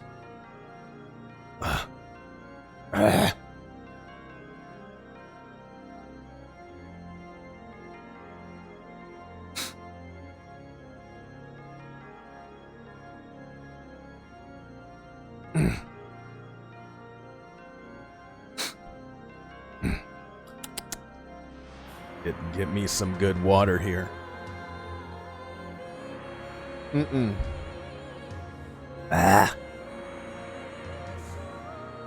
Unfortunately, I think my throat is telling me to tap the fuck out.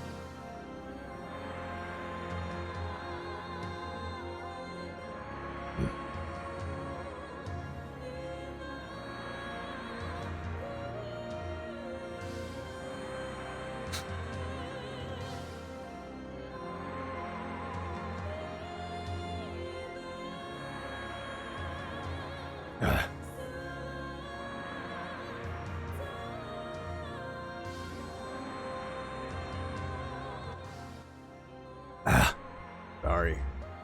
Throat's just kind of like, nah, fuck you. That's literally what it's doing. It's telling me to fuck off.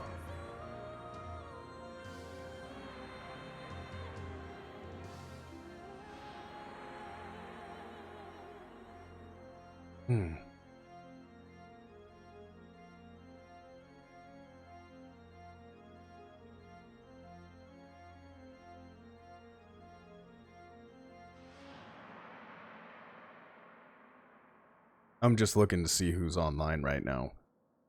That way we could possibly raid someone. I'm not. Ugh. Ugh.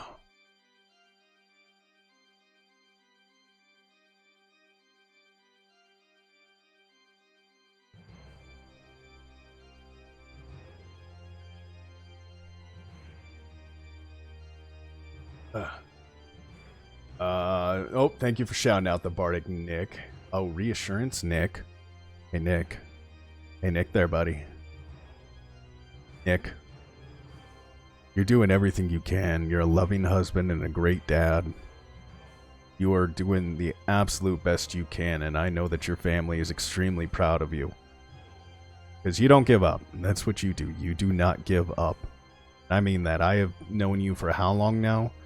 Going on almost 2 years, and I've seen everything you've been through, but still you stand as a stalwart bastion against everything life throws at your family. I mean that.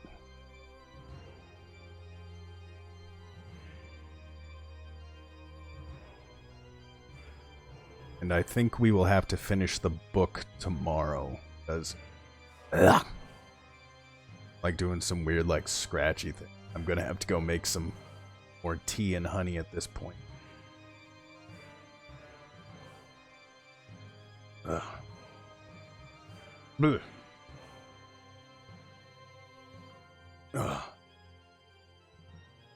Unfinish the book when your throat is well. I'm gonna go get more green tea and honey here after the after we raid out here. I think we're gonna go raid the Gob Father.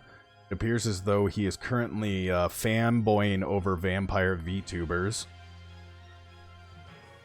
somebody redeemed his shrimp mode thing. It would appears, yeah, he's definitely fanboying over over vampire VTubers. So we're gonna go raid the Godfather. Old Zix is what he goes by. Thank you for doing the raid message. Currently in like absolute fanboy mode. I appreciate all of you hanging out and everything. We'll definitely finish this book tomorrow. We are right there at the cusp of it. There's like 20 pages left. So let's go and hit up the Godfather, and I will see you guys tomorrow. We'll do this, then we'll do some hell. We'll finish the book. Maybe start book 3, or either that we are going to get into a game where I just sit here in silence because I don't know how my throat will handle it. So I'm enter safety mode, and I will catch you guys tomorrow.